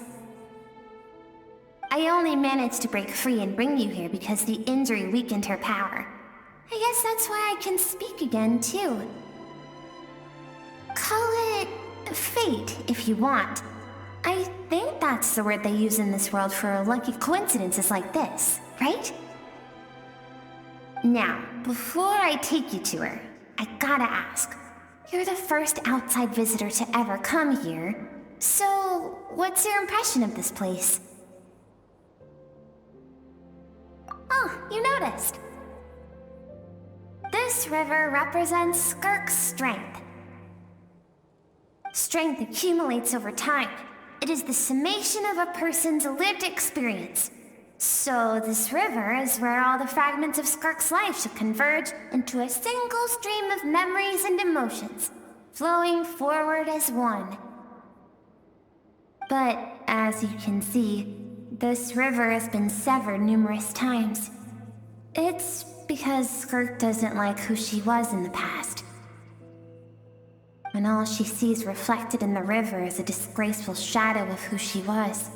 She cuts through water and rock with the sword of reason, severs her connection with the past, and begins anew.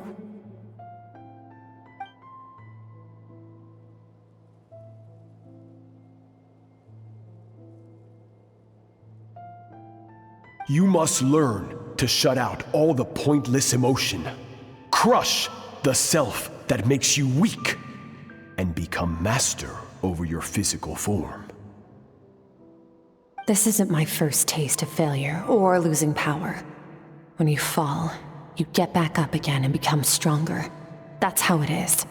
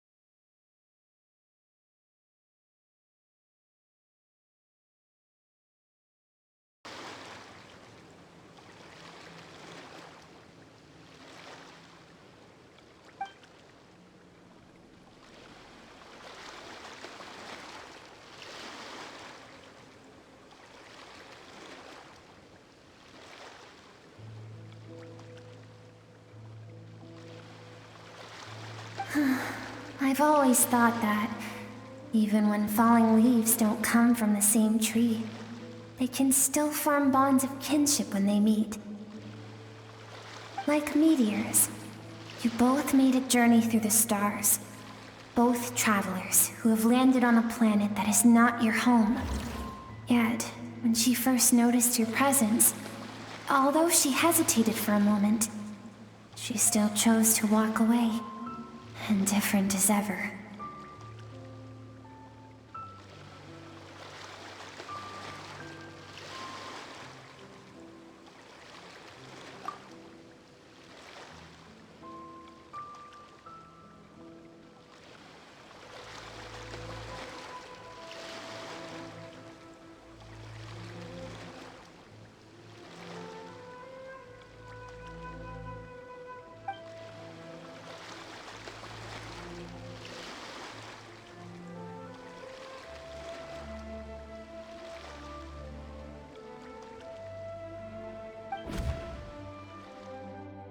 Seems like you've answered your own question. Skirk sees herself as a trespasser in this world.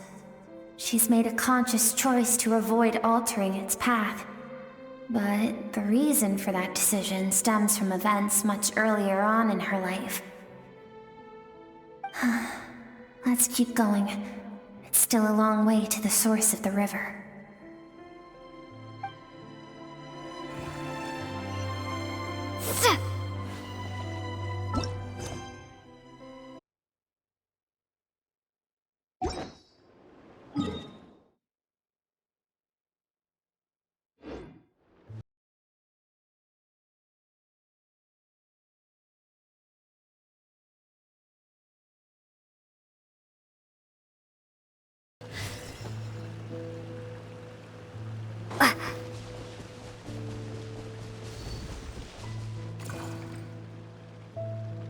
now have what it takes to wield immense power.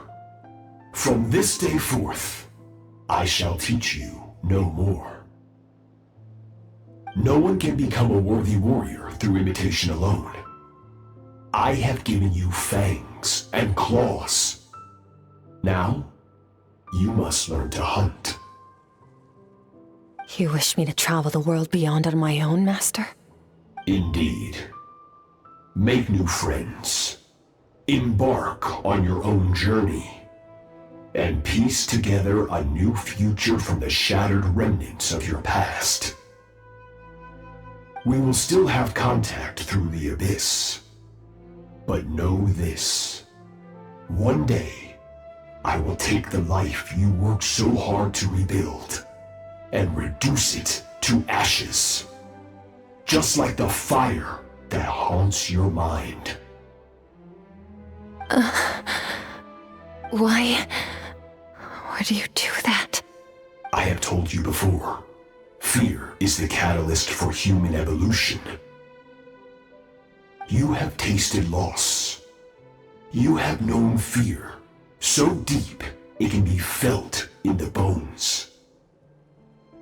But as living beings, we all have an instinct to detach from that which harms us. And thus pain dampens over time, and the acrid taste of fear becomes but a distant memory. Yet now, I have bestowed upon you the gift of fear eternal.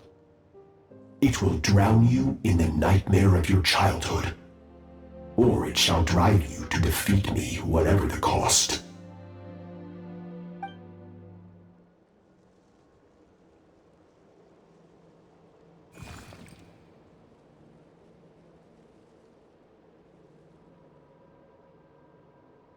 That is what Skirk's master, the foul Sertology, looked like at one point in time.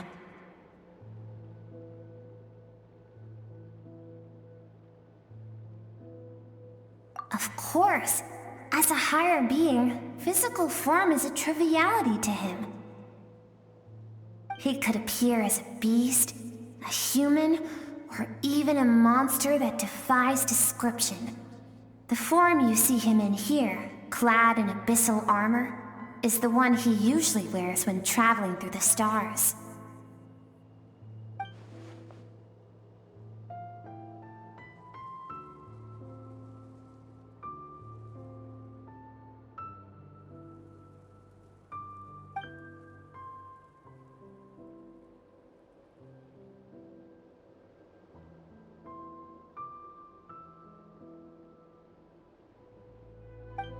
For certain reasons, I need to bridge the power gap between me and my master as quickly as possible. But first, I need to understand the source of his strength.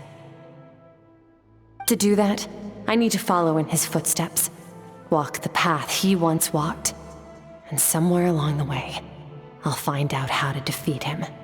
That is my sole focus and purpose.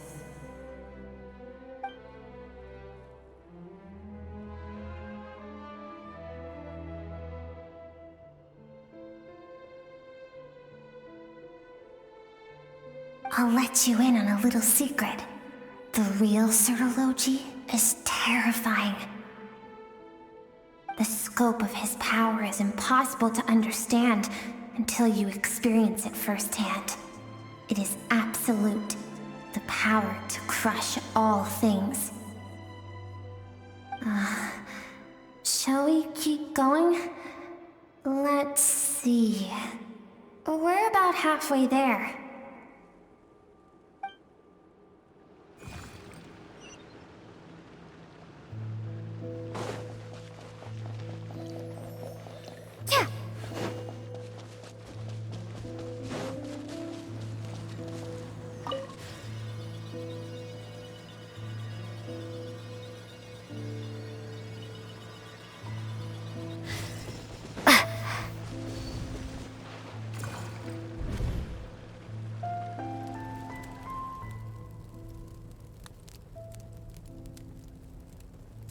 We've made it quite a ways already.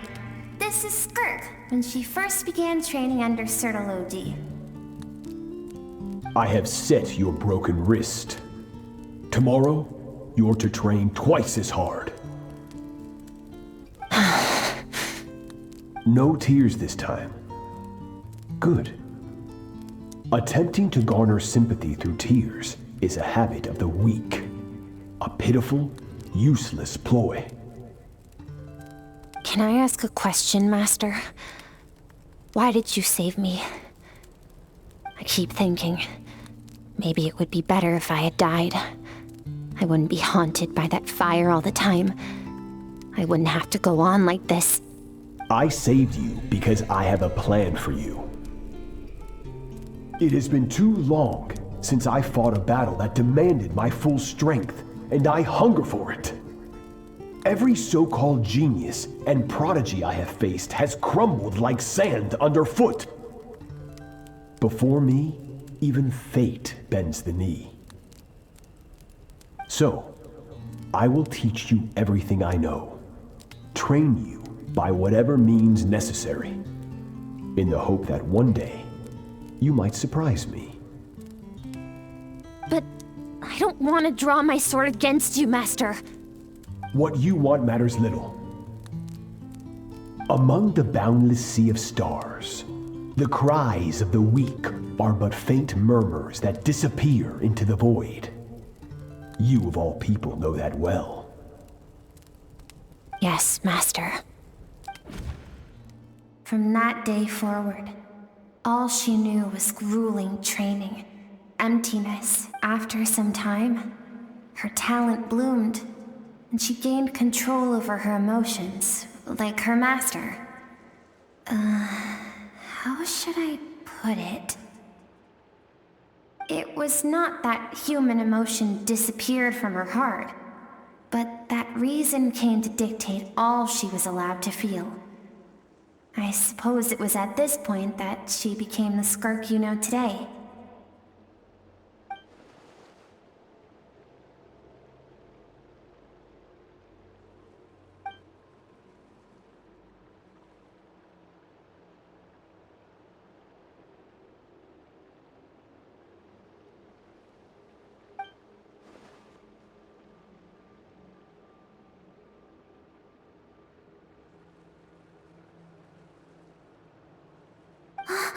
We're nearly there. I almost don't want to reach the end. Well, shall we? This is the final stretch.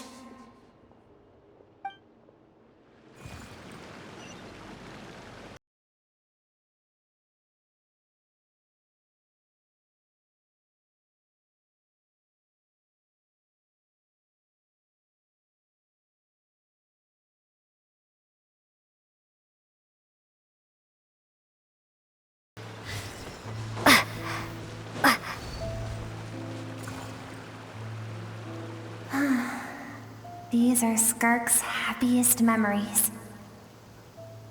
What a simple and carefree time it was. Wisps of clouds dotted the sky. The sun bathed everything in golden light. And when song filled the air, not even the shyest of flowers could resist swaying along. This is Skirk's homeland. She was so curious about everything as a child, always skipping school to go exploring instead. There was so much to discover. The treasures at the bottom of the sea, the secrets beyond the stars, and that merchant ship packed with adults wearing those strange clothes.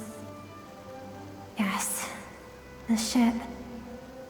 That was the beginning of the end. It was a spaceship. When it arrived, the people that disembarked wore smiles on their faces and spoke of friendship. They claimed to be merchants from a neighboring planet, looking to establish trade. Skirk's parents, her relatives, her neighbors, everyone welcomed the newcomers with open arms and allowed them to explore the planet. To them, the visitors were guests and should be treated with hospitality. No one had any idea of what was to come. Several months later, an army of unknown origin arrived without warning and carried out a ruthless campaign to destroy everything and everyone on the planet. Skirk had skipped school that day, like so many times before, so she was not caught in the immediate wave of destruction. But when she came home that day, only fire and ruin awaited her. Countless people cried out to her for help. People she knew and loved. Friends and relatives. The little girl who lived next door. The shop owner with the bad leg. The bad-tempered teacher she had made fun of just that morning. Their lives were discarded like worthless trash as the fire consumed one life after another. Skirk was helpless. All she could do was run. And so she did. She kept running until an unexpected figure crossed her path. If Sertology hadn't been there in that moment, the fire would have claimed her life too. And there she would have remained, left to rot in the scorched earth, with no answer as to why any of this was happening.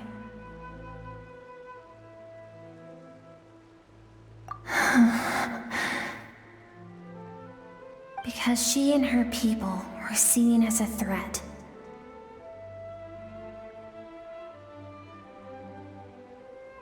As the initial merchant ship explored the planet, they discovered that it hadn't always had the condition to support life.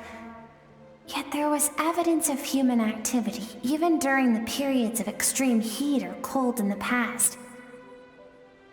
Further research revealed that, over time, the people of this planet had evolved the ability to adapt to any type of environment or energy source. For that reason, the outsiders viewed them as a potential threat and decided to eliminate them before the threat could rear its head. And so, the army was called, and the so-called danger was wiped from the face of the planet. Senseless, isn't it? Deemed a threat because of a gift they didn't even know they had. Perhaps it was their own innocence and kindness that doomed them. But in the end, that was lost to the blaze as well. If those with power get to decide good and evil, then all you can trust in is the sword in your hand. And so, before death could claim her, she ran. She ran and never stopped.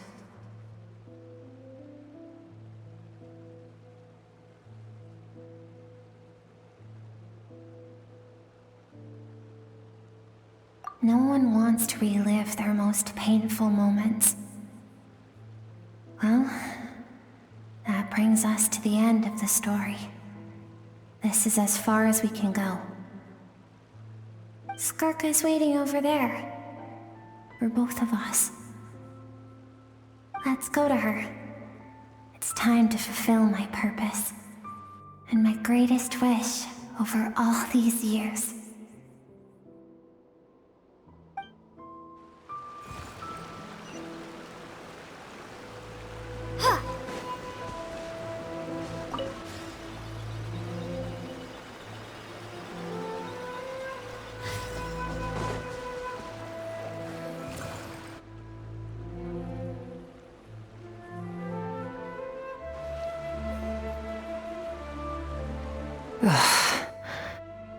So all this, just so you could bring her here?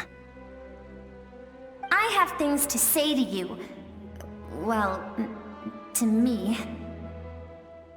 I want someone to witness our reconciliation, even if it takes an argument to get there.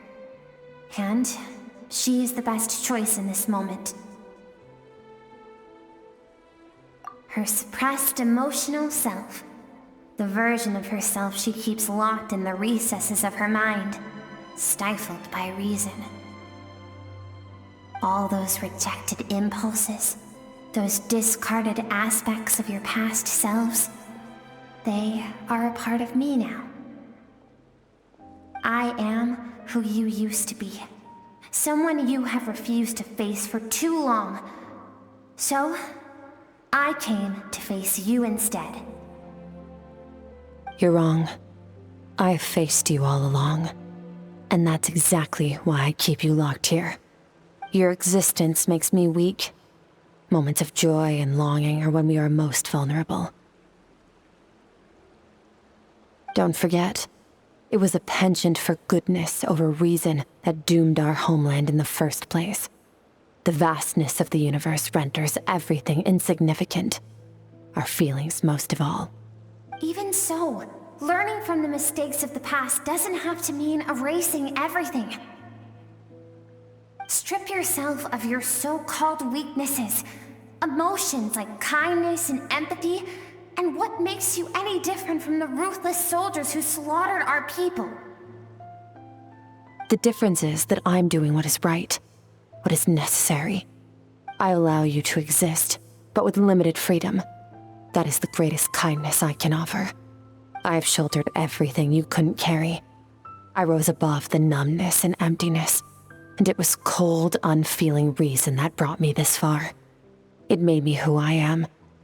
It made me strong. That is the problem. I want to shoulder those things together.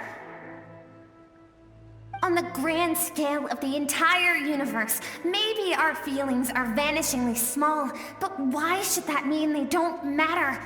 Emotion gives warmth to the cold expanse of space. It gives meaning to the world around us.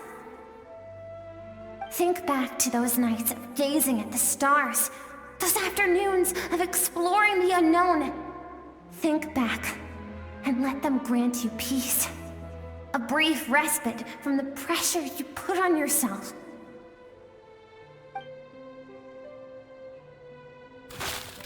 That isn't what we need.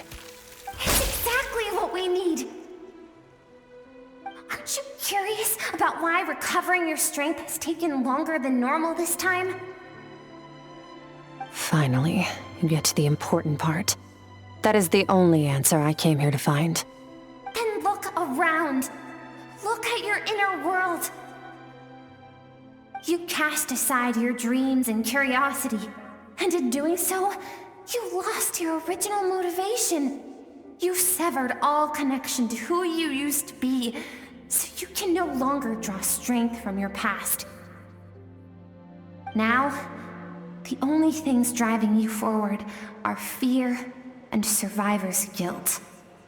But these cannot take you far enough. And so, this river, the source of your strength, grows more polluted by the day. And do you think that means I should seek help from a weak little thing like you?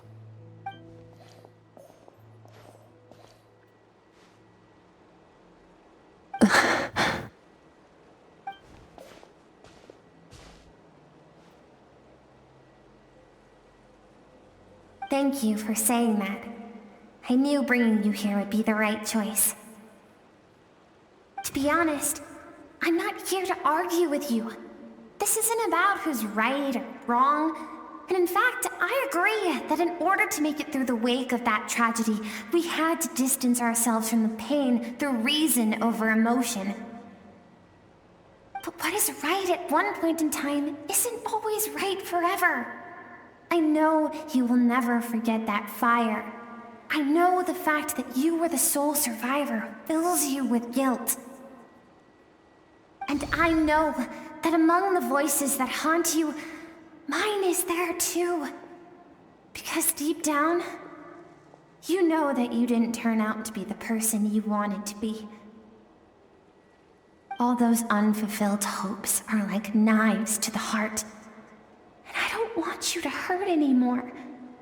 So even if you can't accept me, I hope, at least, that you can let go. I keep thinking, maybe it would be better if I had died. I wouldn't be haunted by that fire all the time. I wouldn't have to go on like this.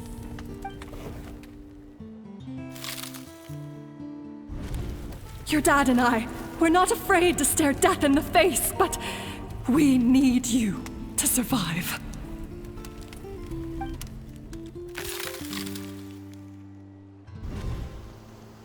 I'm sick of being a kid. There's so many amazing things out there, and I'm ready to see them all.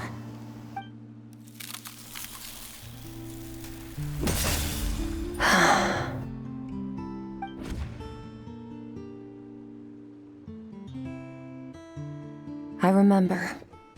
There was a song Mom and Dad always sang when we went out to fetch water. Dancing water. The sand along your path is begging for your song and movement. Will you carry this burden with you on your journey?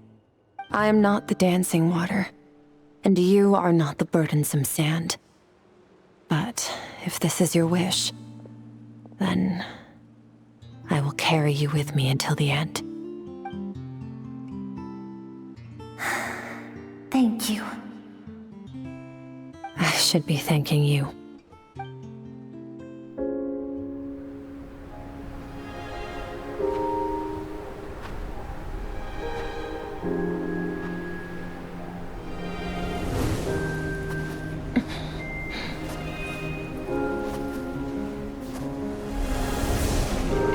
Run, Skirk, run! Remember, leave no one alive! Heed my words, Skirk. Let fear take root in your soul. Did you survive? Why was it only you? Skirk, did you become a positive light in this world?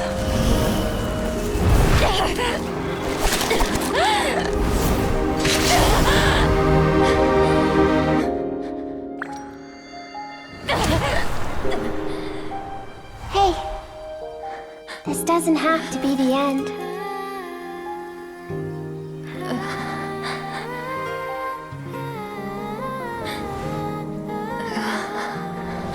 Life is a gift. Don't let darkness claim it.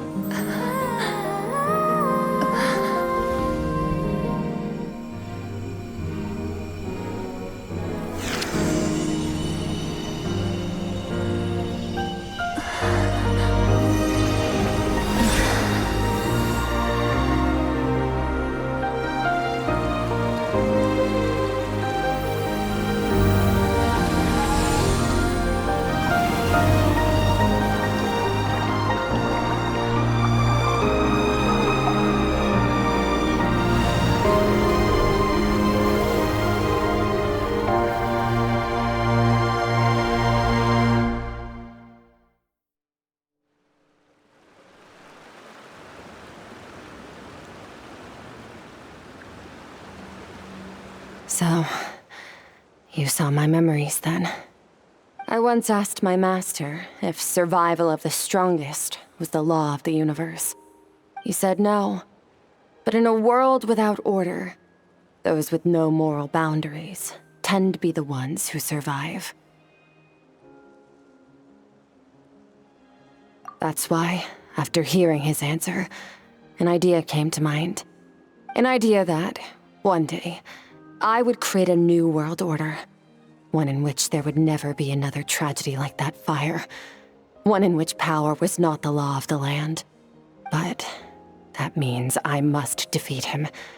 Because my master, Sertologi, is, at the core, a defier of all rules and order.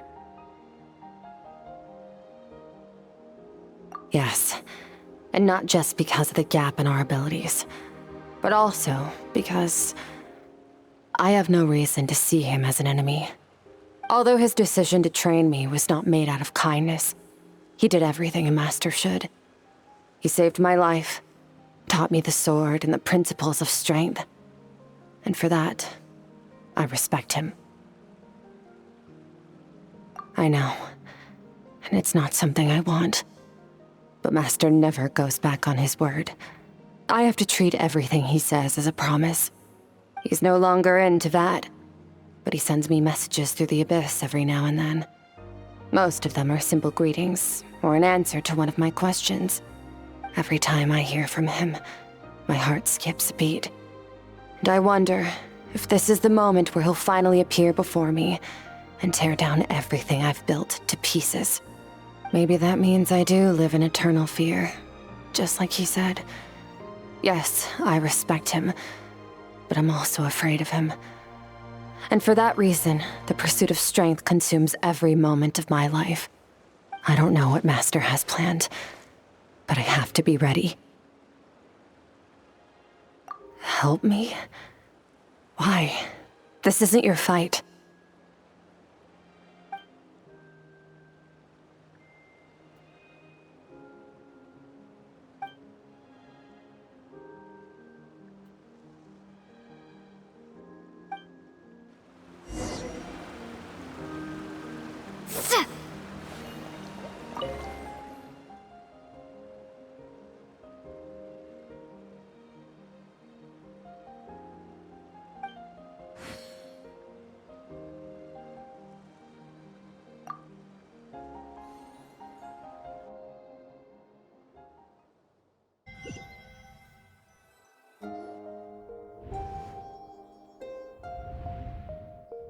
Oh, you're finally awake! Honestly, Paimon was gone for like 2 seconds and then she comes back and finds you both unconscious? Oh, you scared Paimon half to death! You're both okay, right? What does it look like? Only water from the source can cleanse the rot and filth that flows from the past into the future. I taught you to incorporate the experiences from your journey into how you fight. I suppose what happened today will become an inseparable part of who I am.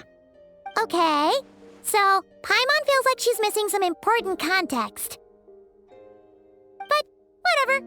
Paimon brought back tons of delicious snacks! Let's dig in!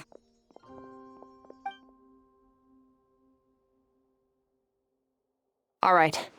It's about time we finished what we started. We're gonna deal with this thief for good, right? This time, I'm not going to tell you to hold back. But having digested even more power in the meantime, he's going to be tougher than before. The good news is, we have no reason to pull our punches this time. So, let's go. Same place as last time.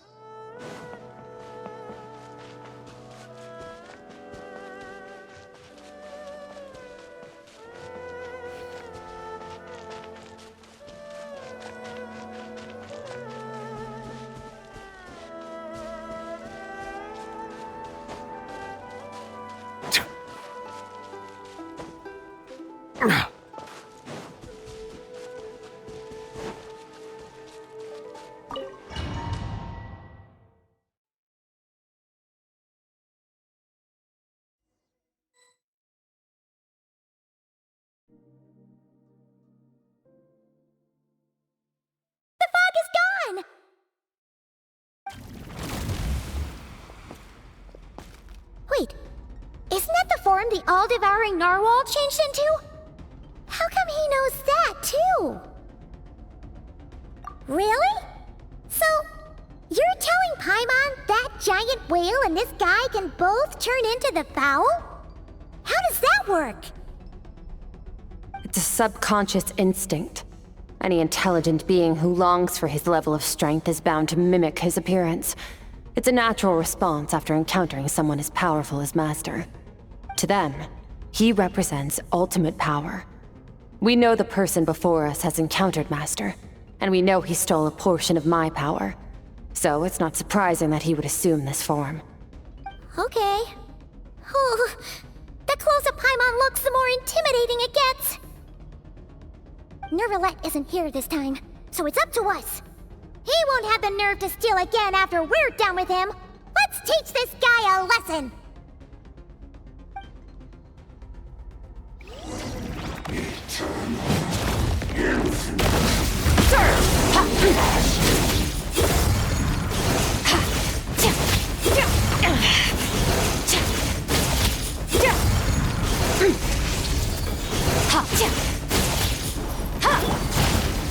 Water jet!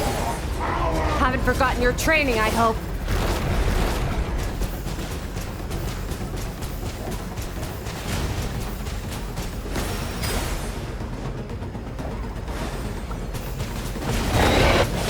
Water jet!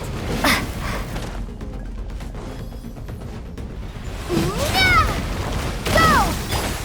Annihilate it.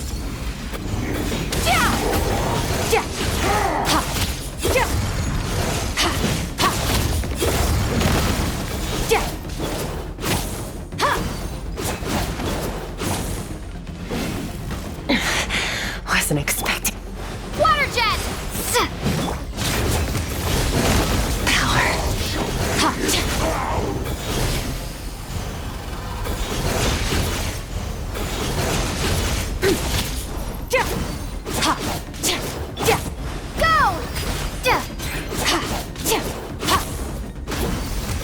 Mine to wield.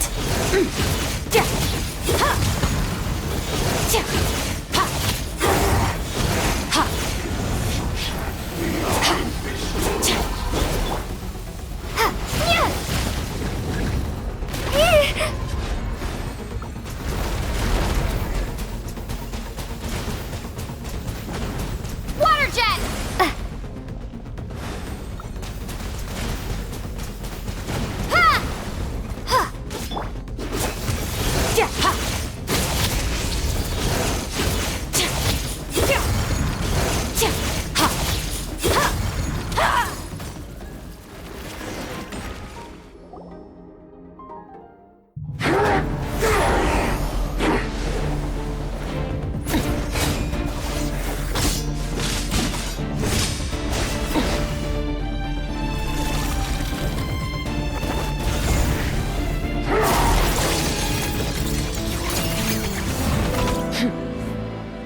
Haven't had enough of my power.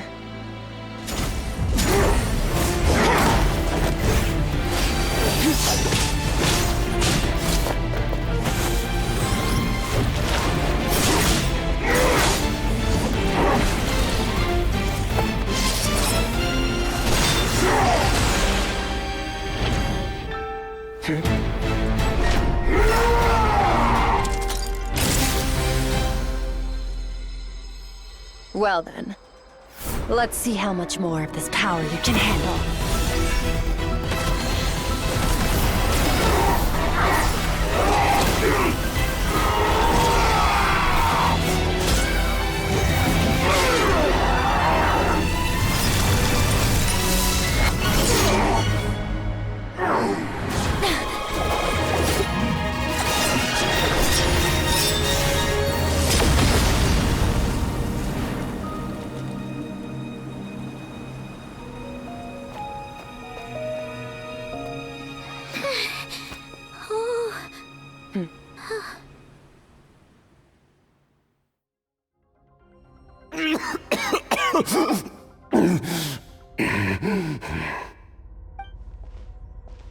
Well, have you come to your senses? You saw that my body was at its limit. So, you deliberately channeled your power into me, knowing that it would destroy my shell from within. Such power, such keen battle instincts. So you must be... Skirk, Sertologi's disciple. How long has it been? How long has he been away from Tevat? Hundreds of years. Hundreds? Sorry, it's a lot to take in. I should introduce myself. I am Skofnungar, a friend of your master and one of his followers. This is the first time I've heard your name, Skirk. But hundreds of years ago, I knew you existed. And I knew you would come here. Hundreds of years ago? Sounds like you and Master have quite the history. Care to tell us about it? Of course. Might as well take advantage of a clear head while I can. The story starts a long, long time ago. I was born into a noble family in Conria. As the eldest son, I was set to inherit our title. But I contracted an incurable illness as a child, and everyone gave up on me. I trained the sword harder than anyone else, defeated all of my peers. But it was all in vain. When other people looked at me, all I saw in their eyes was pity, or a strange glee in my misfortune. Even my parents were just waiting for me to die. Over time, my heart hardened, and I became aimless. That was the point where I met your master, Sir Telogi. We were similar in age, but different in background. He was born in prison, the son of criminals who had been sentenced to death. He spent his childhood wandering the streets, facing more criticism than the literary works in the Universitas Magistrorum. Yet, he always wore a smile on his face, as if kindness and malice were one and the same, and he could not see the difference. I still remember what he said to me when we first met. You need to fight to survive. Even if it's a losing battle, it should light a fire under you. How can you sit back like this and go down without a fight? That does sound like something he would say. He was the first to acknowledge that I was worth something, and he inspired me to keep going. When we sparred together, it was the first time I'd actually felt the thrill of combat. When I was 10, he stole forbidden research materials and managed to cure my illness. It was like there was nothing in this world he couldn't accomplish. When it came to the human form, he was always intent on pushing the boundaries of possibility. But somewhere along the way, I fell behind. My talents were nothing compared to his, and at some point, I realized he had pulled so far ahead, I was too embarrassed to even ask him to spar. After his grand endeavor was successful, he sought me out and said to me, "This planet no longer holds anything of interest to me, so I'm leaving. But first, I have an offer. I can use a power I have just refined to break the curse of immortality for you. Your death was once what we worked so hard to prevent. But the immortality you now face is a different kind of pain altogether." I'll pass. Immortality doesn't sound so bad to me. Since I can't die, it means I have an infinite amount of time to get stronger. Maybe I'll finally catch up to you one day, and we can spar like we used to. Are you sure? I cannot say when I will return. Your body, or rather, your soul, might not be able to withstand this curse. All I can do is try. After all, a wise man once told me, people need to fight for their own survival. Wise indeed. Nevertheless, if you grow weary of the pain of immortality, and wish to experience a good sparring match before you wither away, seek out my disciple. Disciple? Never thought I'd hear that word coming from you. Nor I, but Betwixt said I was destined to find a disciple out there in the universe, and bring her to Tibet. You know as well as I, Betwixt's prophecies are never wrong. Well, now I'm curious about who this disciple of yours will be. All Betwixt said was that one day, the stars shall bow in her honor. Sounds pretty impressive. Of course. Only the most outstanding people would have the right to become my disciple. Still self-assured as ever, I see. But you're not wrong. I'll be leading them. Oh, and if you are serious about getting stronger, I left you a little gift in the primordial sea. As I've said before, walk whatever path you want. Freedom means even the wicked get to make their own choices. Waiting for me in the primordial sea was the all-devouring narwhal, already beaten into submission by Sertologi. In its weakened state, I was able to cut off part of its flesh and sew it into my own heart. Your heart? That sounds like torture! How did you even survive that? Because, of course, I bear the curse of immortality.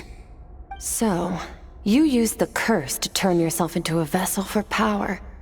Even with that whale's ability, devouring power like that is not something the human body can withstand. With your body and soul constantly at the breaking point, it was the curse of immortality that sustained you. But that is not the path to strength. You have to pour your heart into it, work for it, dream of it.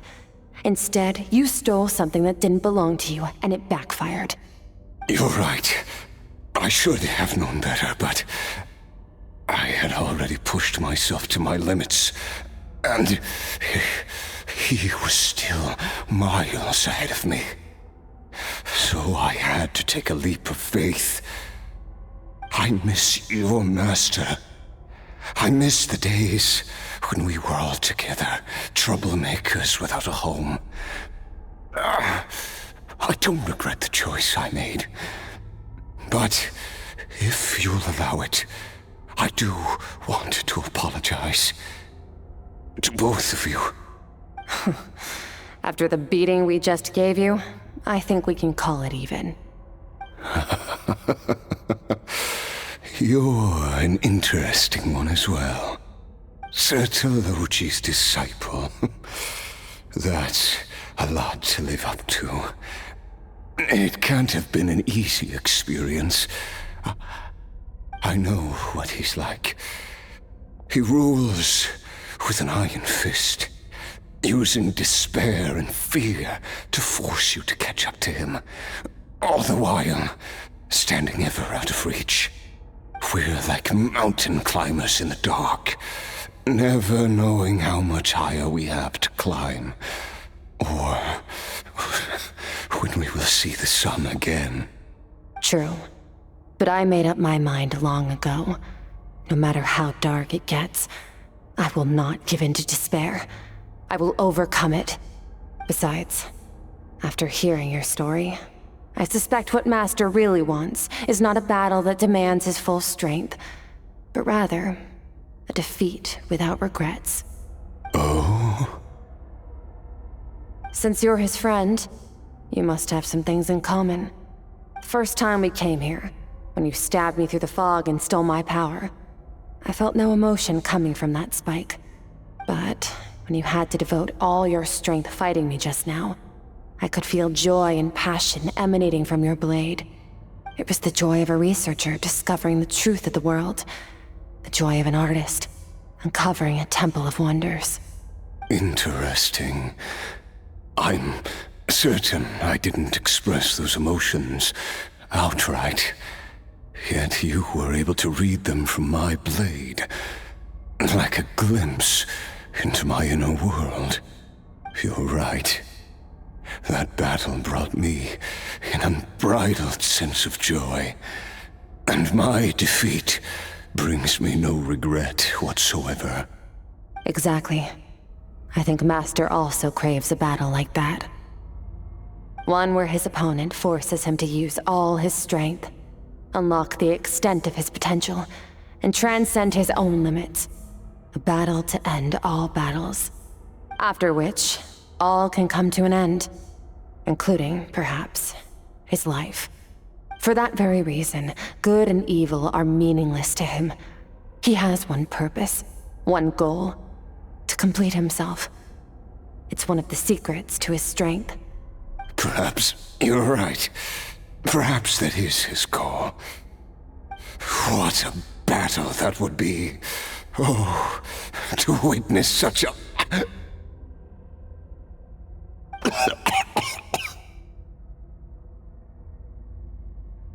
Are you okay? Too many different kinds of power are surging through my body. The curse of immortality allows it all to coexist, but it does not remove the pain. I won't be able to hold on to my sanity for much longer. What a shame. I would have loved to witness that battle. Sertologi once offered to free me from this curse.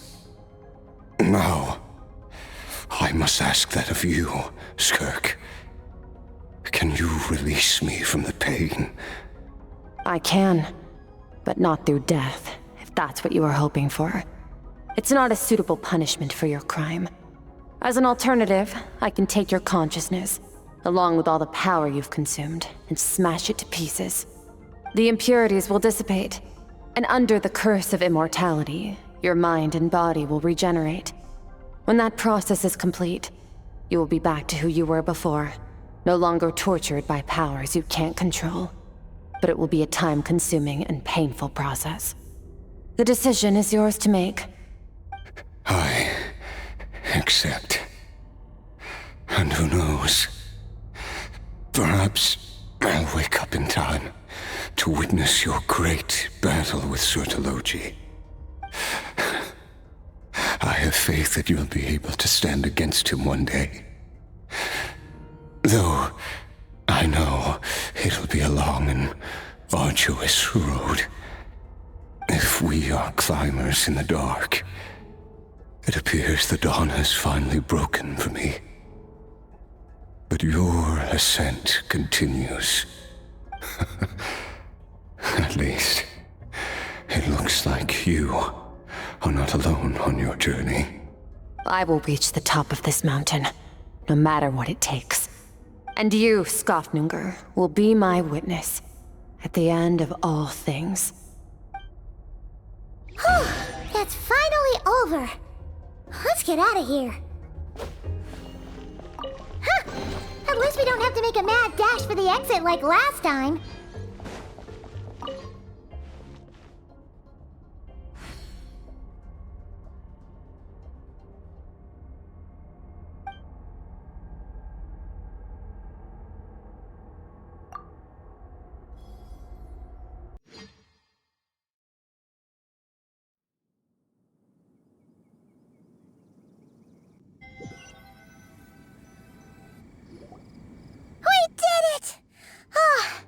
It's only been a few days, but it feels like forever.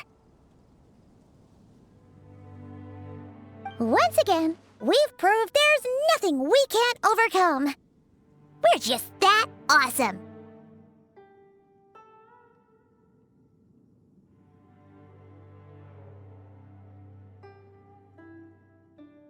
Wow, you sound even more confident than usual.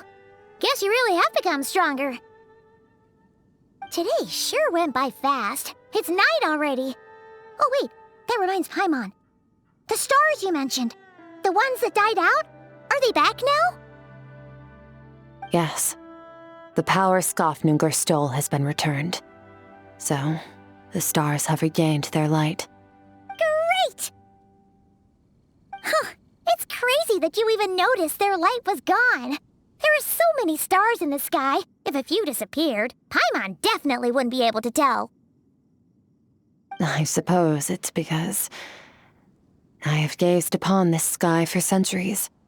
The false stars, hanging in the meticulously planned sky, glittering with rotten light. It's not real. And yet, it is for that very reason that I can look upon it and enjoy the momentary peace it brings. Even the most beautiful of bubbles has to burst. We will return to the real universe one day, whether of our own volition or not. Time marches ever forward. Even the innocent and naive will taste life's bitterness. Yet through hardship, we grow, until we learn to seize the sands of time for ourselves and uncover our true strength. Though we gaze upon a false sky, its vastness and majesty is palpable. One can only wonder, what is it going to take for kindness to reign supreme in the vast expanse of the universe? Ugh, this is all going over Paimon's head. But if she knows one thing, it's that the traveler always finds a way. Ever since we met, she has filled Paimon's days with happiness. No matter how tough things get, she always finds a way to make it better. If it's too big a job for one person, then we'll do it with two. And if two's still not enough, then three. We've met so many amazing friends and accomplished so many amazing things. As long as we don't give up, we can make any wish come true. I suppose when it comes to you, anything is possible. Well, I should be going. Now that my power is no longer isolated from my emotions, I need more practice to get used to it. I suppose fate will decide. Maybe we'll bump into each other on the street. Or maybe we'll reunite on a different planet entirely. Regardless, reunions and partings are but passing moments. More than anything, I hope that, at the end of this journey, wherever it takes us, we stand in a world reborn. One without war, pain, or forced partings. One where new life can bloom, even where there was once nothing but scorched earth. For this, we must all work to become stronger. Goodbye, traveler. Remember your training. Make sure to put it to use. Bye!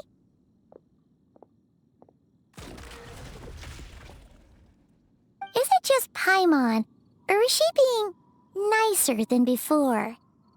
We definitely count as friends after all that, don't you think? Hey, what do you think about camping here tonight? There's nothing quite like sleeping under the stars. Come tomorrow, we can continue our journey. Oh, and since Paimon treated you to that super nice meal at Wanmin Restaurant, it's about time you returned the favor.